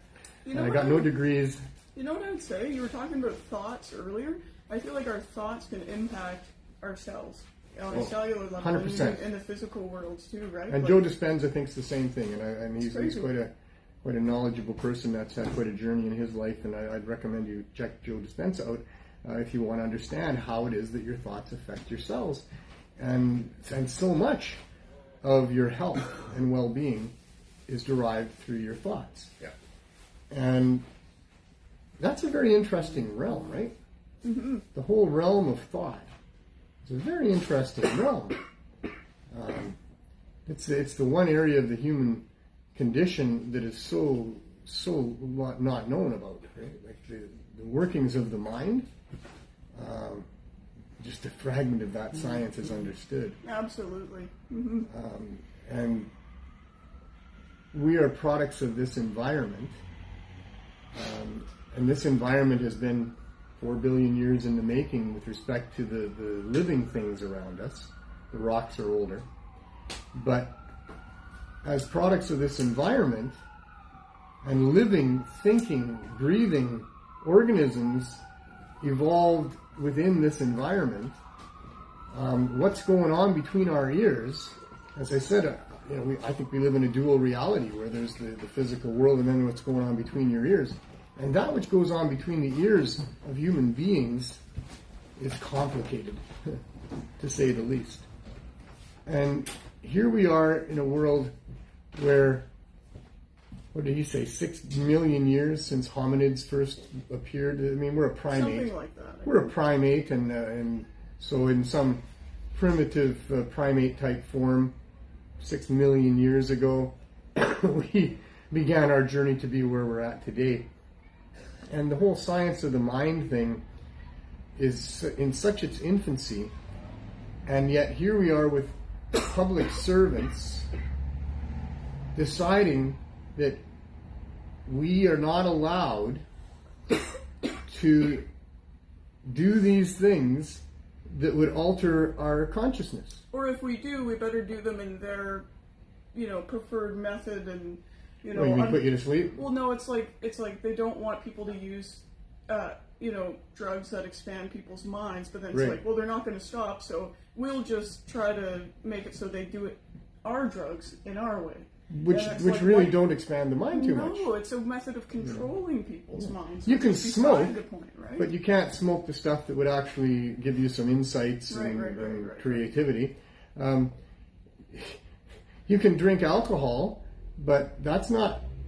I hesitate to say that it doesn't create positive energies, because it does.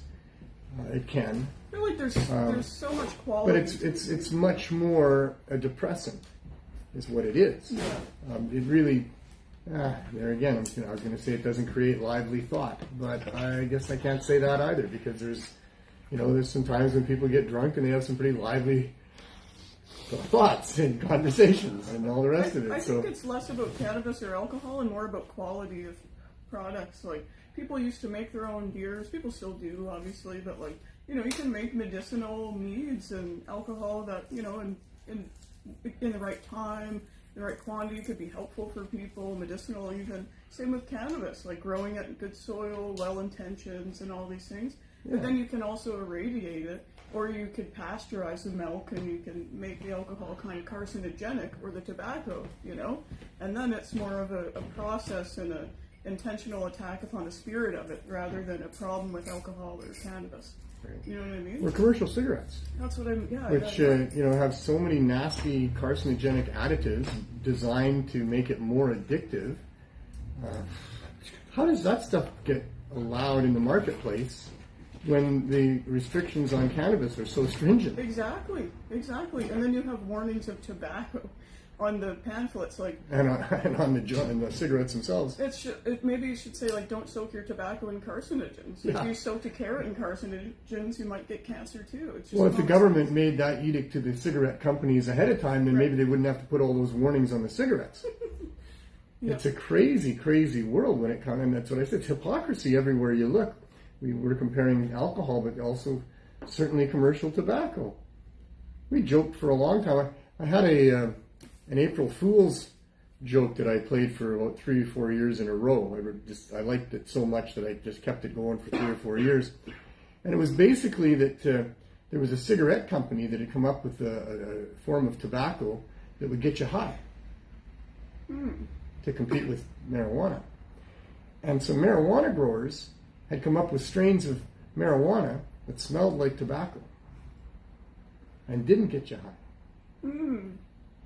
So what's a government to do at this point? Neither of those things were true that I am aware of, although you never know. I wouldn't be at all surprised. And there is a little bit of high with cigarettes. Nicotine certainly does. Yeah, there is a little bit, especially if you're not a daily pack and a half a day smoker. If you're smoking cigarettes less frequently, there's a definite high associated with that for sure. Yeah. Not anything as valuable as cannabis is high, in my opinion, but who am I? What do I know? I would just say very different plants, like tobacco in its original form is kind of like a communicator. It's a communicator for a lot of other plants and protective, It's a pesticide. Can be purgatory for people, like induced puking and throwing up of things they don't need. It's quite a plant, but if you soak it in carcinogens, it's not the same. So, yeah, wow, that was a good conversation. Well, where are we going from here? We got the court case coming up here. You've been capturing these interviews, and we're going to hopefully get a judge that will be able to, determine reason and judge that way. I'm hoping that our system isn't so corrupted in the end we don't win this. If that's the case, then we're all doomed. And Well, it's good to give it a shot, in my opinion. I'm happy. You have to keep trying, and people want to try. They get this world of ours is controlled by some very sophisticated people and groups.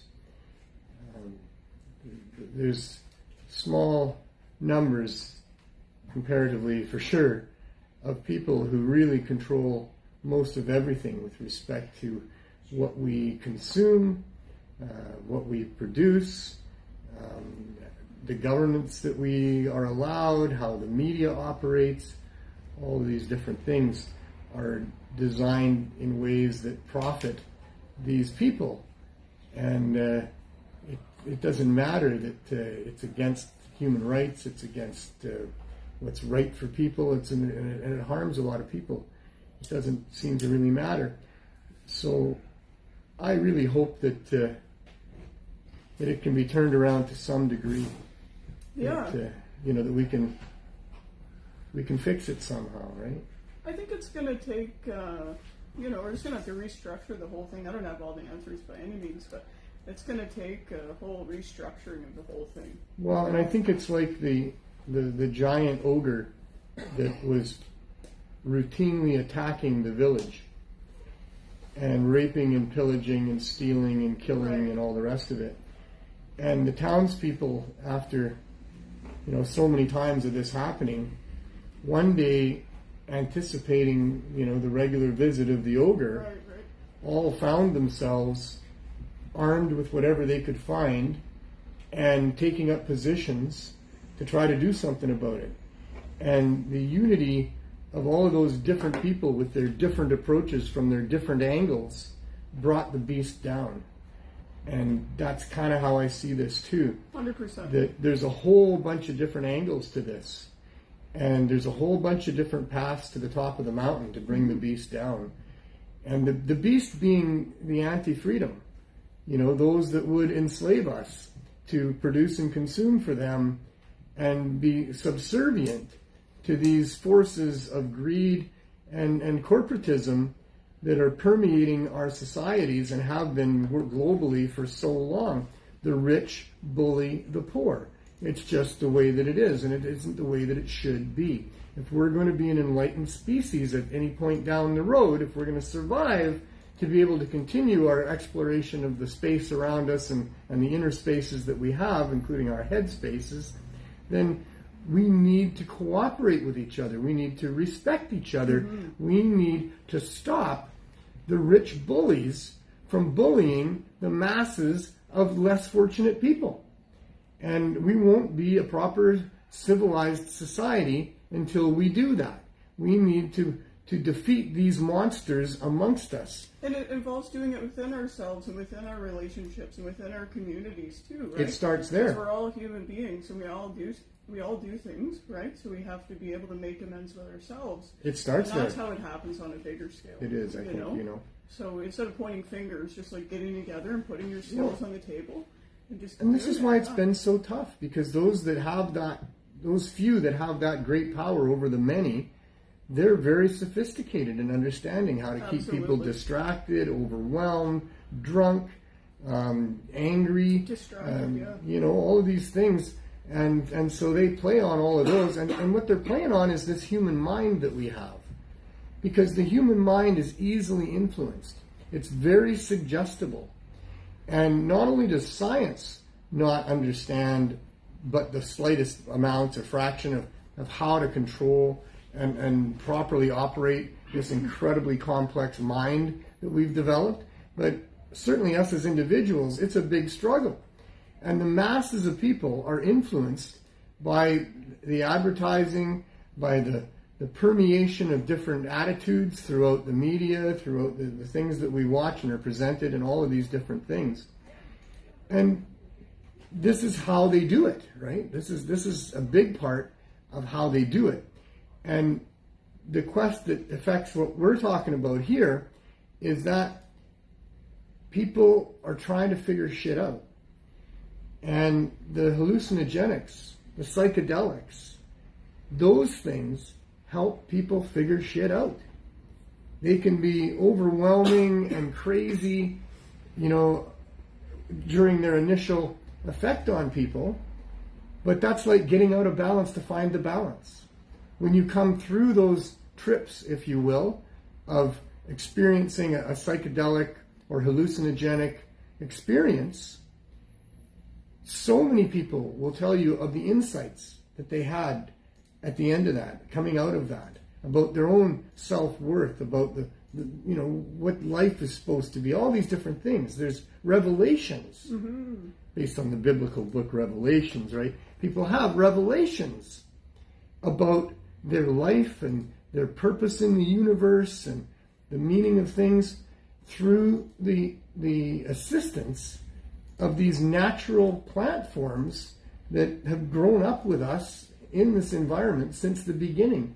We are one with these things. That's why they work for us the way that they do. And like I say, we've got this criminal hypocrisy of what is supposed to be public servants, people whose role in life and paid for by the public is to protect the public's right to understand themselves, to figure it out, to live lives of meaning and purpose, and to shed all of the societal programming that keeps us as racists and bigots and confused and stupid and all the other things that that we want to shed.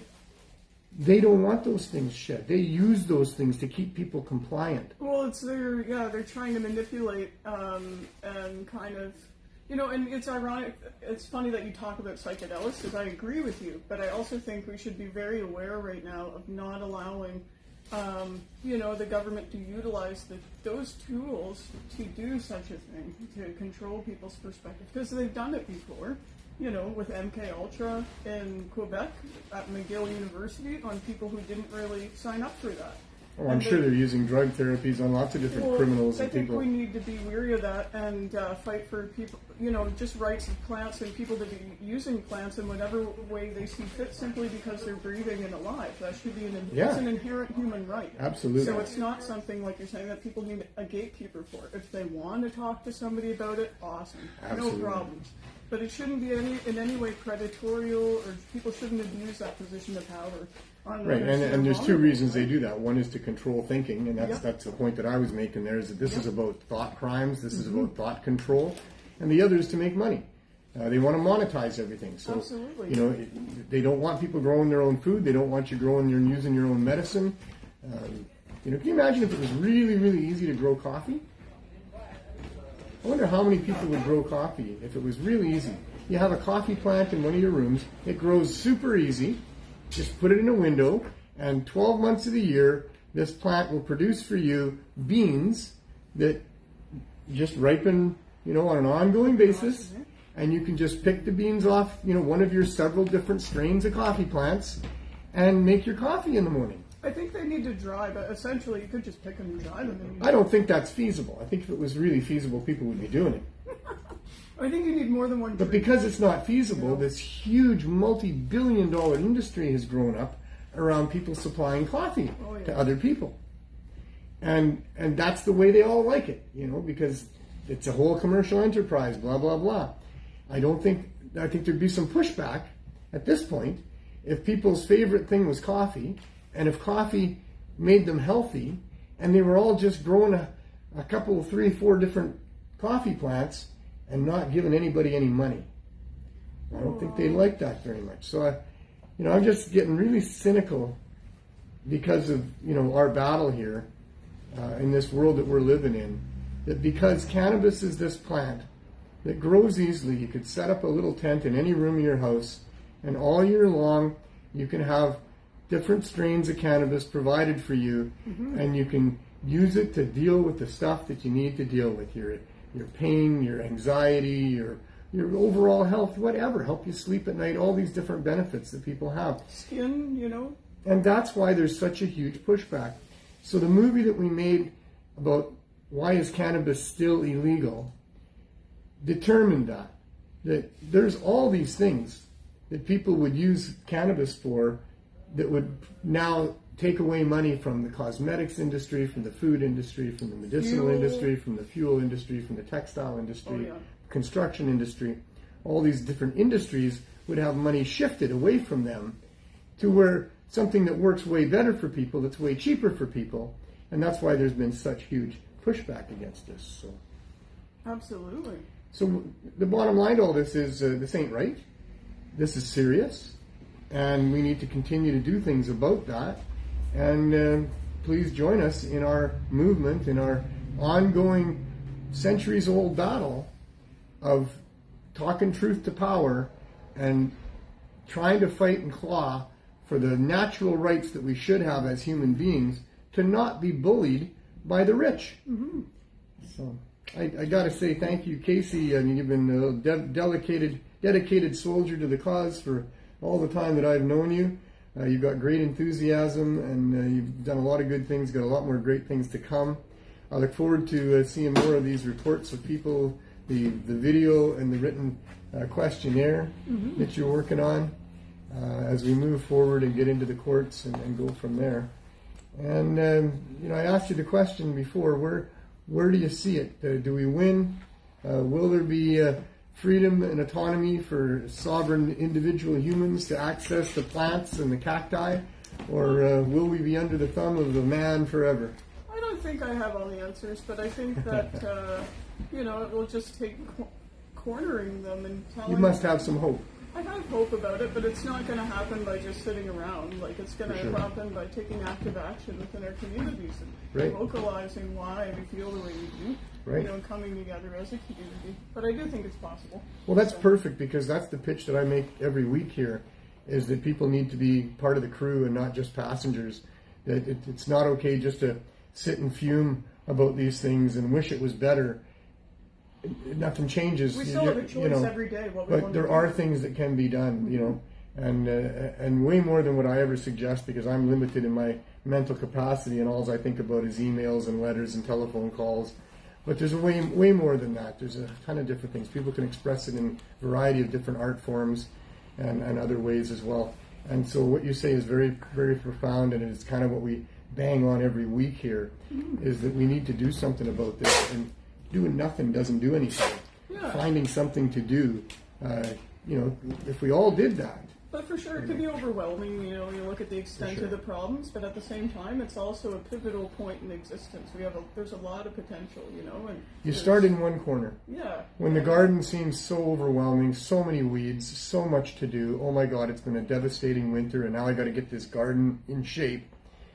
You can't do it all in one day. You probably can't do it all in 1 week. So you just start in a corner. Just start in a corner. You decide, today I'm going to do this corner here, and it'll start to look really nice, and you might do more than you thought you were going to do that day, and then the next day the same thing, and you just keep at it. But to just let it continue to overgrow and fester and become this hellhole of a society because of the prohibitions of certain plant medicines, that's not the answer. We all need to get out there and do our little bit, start in our little corner, see where it goes from there. Because then that makes up everything. It's like everyone, and then it's easier for everyone, takes the weight off of the shoulder. And when you take that first step and you go and decide to do that little garden there, you'll find that there are forces in nature that will get behind you and that will help you and make it easier. And once you start going, you get that momentum. Things don't move without momentum. Absolutely. And so you have to motivate yourself a little bit, say, hey, damn it, this is serious, and I can do something. And if we all did that, maybe we could win our freedoms in the future. But if we can't and we don't, it's fairly ominous with the technologies that they have to lock people down. So anyway, thank you, Casey. I really, really appreciate all your efforts and for coming on the show. Telling us a little bit about what's going on. Absolutely. It has been quite the evolution for us here at the Cannabis Substitution Program. it doesn't evolve very quickly. That's the thing about evolution, unfortunately, is sometimes there's explosions of new life and new life forms and a new way to be, but for the most part, things work slowly. And certainly when you're dealing with governments, they work slowly. And when you're working with corrupt governments who say out of the one side of their face that they're motivated to help the people, and that's why you should vote for them, but out the other side of their face, they're telling corporate interests that they're going to serve their interests and they're going to make it a wonderful world for corporations. And they've got to try to somehow walk that line and continue to get people to vote for them, while it's pretty obvious that their real concern is the interests of the financially elite. So we can do it here, one step at a time. And if you don't have a step that you can see that's obvious, well, there's the Cannabis Substitution Program, and we're moving forward, slowly, because that's how the wheels of these things tend to work. And we'll see if we can't get it done before it's too late. But we're here on a daily basis for almost 7 years, providing cannabis as an option for people on the hellhole streets of the downtown east side, and doing a fabulous job of it, no matter what you don't read in the newspapers. One day I hope that you will. But in the meantime, we have to tell our own story, so we do. And that's why the show has been kind of stuck in neutral, not going very fast, very far, because, we're waiting now for a court system. We've been waiting for Health Canada. Wait. Hope. And, we will eventually see where it all ends up. But from the meantime, we're still now operating our services of providing these options for people from an RV. Coming up next month, in November 1st, it'll be 3 full years that we've been on this block every day, 24 hours a day, although we're only open 8 hours a day, 7 days a week. But the RV never moves. It's there all the time. And we're there just to continue what we're doing. And what we're doing is we make sure that those people that need it get it. And if they can't afford it, they get it anyway. And those people that can't afford it can get it. And that everybody can get it in whatever forms they need that works for them. And so we're satisfying, I think, 2 very different demographics of people. The people that are visibly addicted and struggling with poverty and homelessness and addiction, who are willing to be part of a program where people will help them. And so they've stepped forward, about 270 and a lot more than that. We had a waiting list of 500 people that we had to just stop taking names on. But, we've had this core group of 250 that's now expanded to 270 something for quite a while. And we provide them free of charge with 420 edibles every 4 days. That's over 100 milligrams a day. And having great success doing that. Doing it in a collaboration with the company that we call the Healing Wave Dispensary, where we sell cannabis, because in the selling of cannabis, it does 2 things. And on the one hand, it's necessary to maintain what goes on with the giveaway side of things, and it's necessary to maintain the RV, to maintain a daily staff, and to maintain the rent on the shop that we were in for 5 months before we moved into the RV, that is part of our application with Health Canada, and so we continue to pay rent on that. And so that money is necessary to keep all of this stuff going. But more importantly, in my mind, what we found out when we started to provide cannabis for sale was that there's a lot of people out there that aren't visible, that don't want to join a program, that will not step forward and ask or receive help in any way, that they're silently fighting their addiction, and they don't want anybody to know, but they need access. They need access to high-dose edibles so that they can get through withdrawal and get off of those things. And then they need to be able to have a place where they can buy it discreetly if they must, because who knows, we still have a lot of stigma in this world and in our country here about people using cannabis products. But they need to have low barrier access where there's no scrutiny of any great degree other than, set a reasonable age limit of 16 like the Canadian Senate said. And everybody else, they just get to access. And those people without money can access it. Those people with money can access it. Those growers that want to provide it cheaply to the marketplace are allowed to do so without any restrictions or regulations to impede their ability to do that. Those growers that want to grow connoisseur weed and spend a lot of money on producing beautiful, dank, crystal buds for people, they should be allowed to do that, and they will be allowed to do that, of course, because money talks. But the people that don't have money, the people that need to be able to access it cheaply, need to be respected by public servants and accommodated by the marketplace, and they certainly would be if government would back off and let the business do its own work, the marketplace deciding on how these things pan out. Reasonable regulations on concentrates and edibles, which means information on the packaging at the point of sale, and advertising campaigns to instruct people who are growing for themselves and extracting off their own plants that you need to go slow, you need to start low, and that these things do have some power to make you very uncomfortable, and you shouldn't drive on them. Those sorts of things are necessary and should be there. But they can't be mandatory. It can't be about the criminal law. It must be like other commodities, like coffee and other things that are regulated in ways that allow people to have access from all walks of life. So that's what we're doing. That's what we're going to continue to do. And we're going to go outside and check on the RV for a few minutes.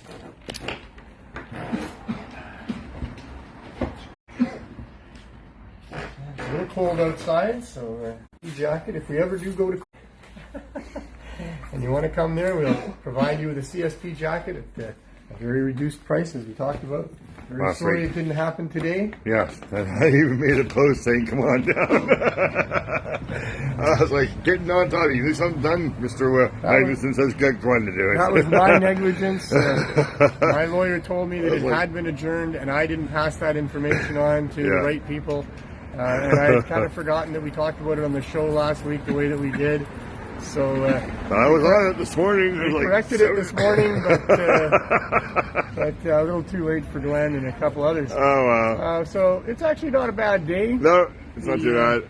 The weather here in Vancouver, there's some pretty ominous, dark-looking clouds over there. I think there's some rain coming. It's going to be 25 on the weekend. Is that right? Yep. Okay, so we don't only have the weather reports.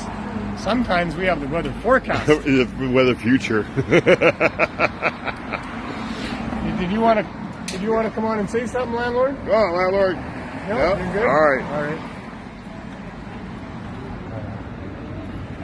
This is the calm before the storm. Yep. The storm is winter.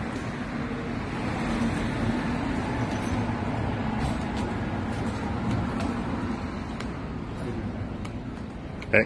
So what's going on in here? Hey, where's the light? Set it up. It's right there.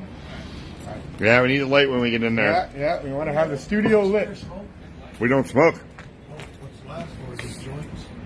No, the light is for the show. The light, like a white light. You want? The young lad, he smokes. Yeah. That's my son.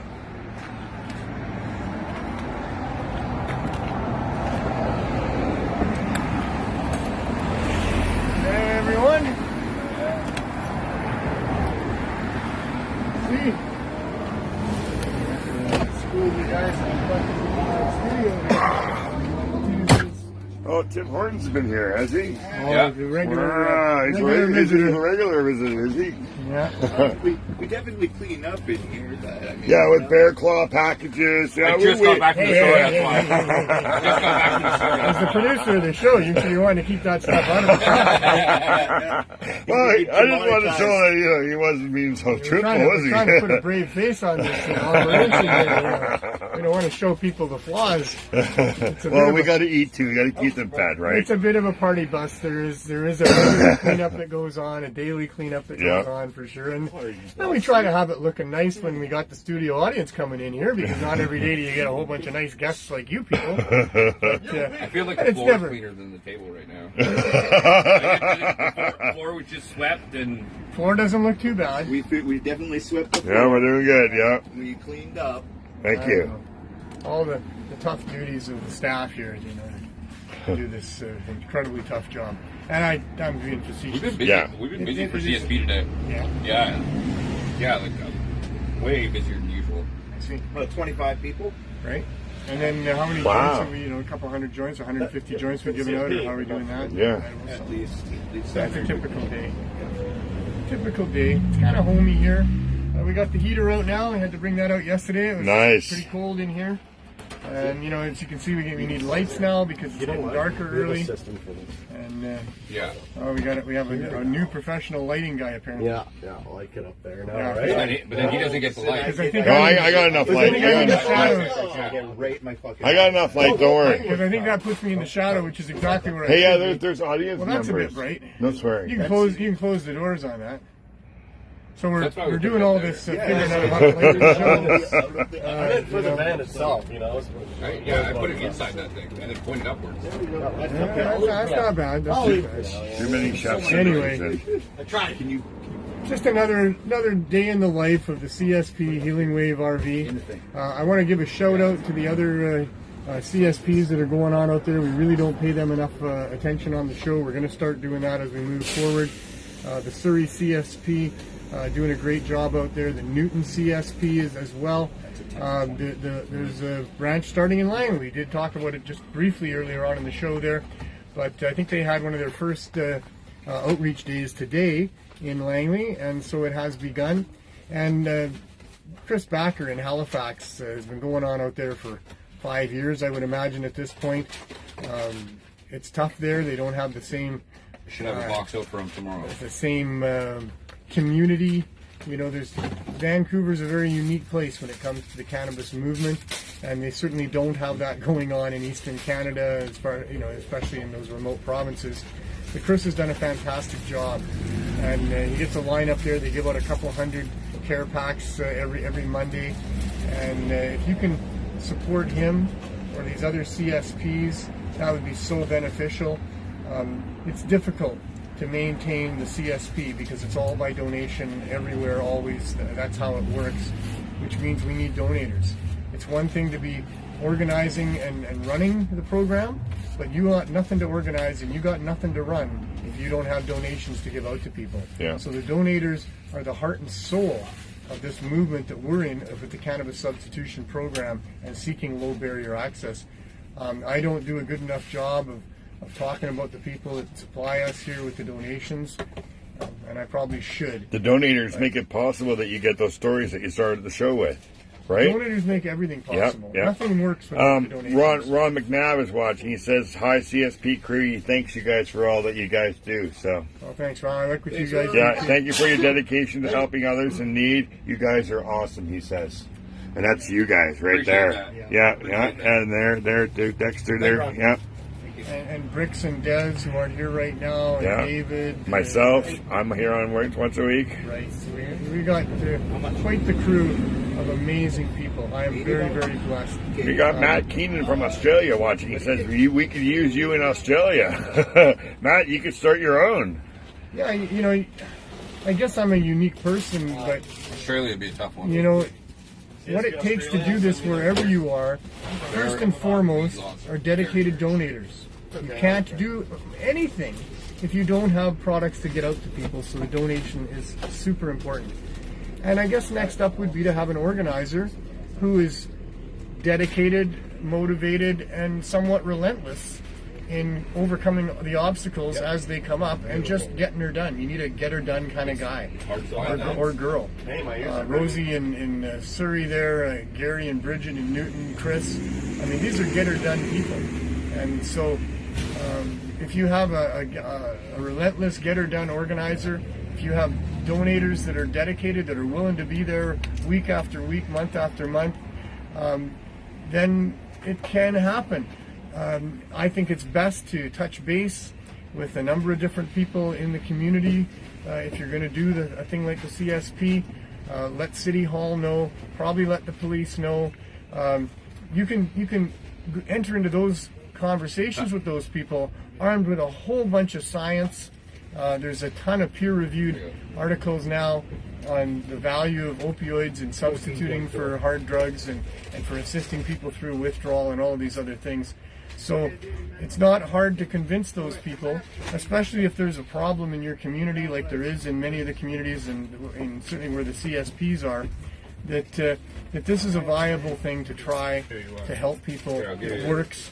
And so if you've got the backing of, and the other group for sure, if there's a group of drug users that are visible, if they're supported by advocacy groups, then you can work with those advocacy groups and get them on board with what you're doing as well. And then it'll take on a life of its own. Volunteers will show up, more donators will come along, and if you've got that drive going on in behind, where you've got the product, you've got somebody who's determined to get them to the people that need it, then it will happen. I wish I could find somebody back home in the Sioux that would take it on, because the Sioux really needs it. It's pretty bad, but it's a pretty big undertaking to take on. Yeah, Rob Waddell would have probably done that. He would have been the guy. His health is failing, and Rob, I love you, brother, and I hope that you live many more years. I hope you get on top of what's going on there with your heart. It's been many years since I've seen him, but lots of love for that guy. Yeah, you know what? When I was growing up, Rob was the cannabis community in Sault Ste. Marie. Yeah, in these small places like that, there is usually just 1 or 2 or 3 individuals. Yeah, well, he was the first guy to have a head shop, and then he started doing Hempfest. And Hempfest was a blast every year. It brought a lot of people together. Yeah. And Sault Ste. Marie is fairly remote compared to a lot of places in Ontario. Yeah. So, but he brought in. There's a lot of people came from to Hempfest all over. Yeah. I never made it there, but I certainly was jealous of those who did. And it was a good party. No, Rob was a force, and like I say, in these smaller communities, it's typical that there's only a couple, 3 or 4 brave people that are willing to try stuff. But that's how it happens, and maybe we can find, maybe you're that person. Hard to say, but whatever you can do, I think that it's very valuable for the world in general, and for you personally, to do something, to be involved, to try to make the world a better place. That there are many different ways to express yourself. There's many different ways to influence, and whatever is your particular take, we need it as part of the whole strategy. That there's several paths to the top of the mountain, but we need several paths to be occupied to get to the top of the mountain, because if it's just one person on one path, they're probably not going to make it. But if they got lots of support, and there's a bunch of other people on different paths, we're all heading for that same top of the mountain, you've got a much better chance of getting there and achieving your goals.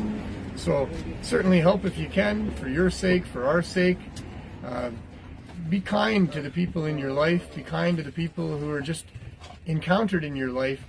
Be especially kind to those people that you find it hardest to be kind to. That's a real good test, and that's a real good thing to do.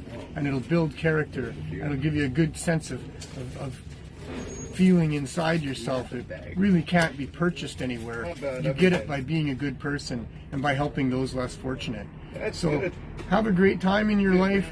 Do the best that you can to be the best that you can. And life is short, too serious to take too serious. The most important part is for the short and brief time that you're here. And until I see you next week, have as much fun as you can.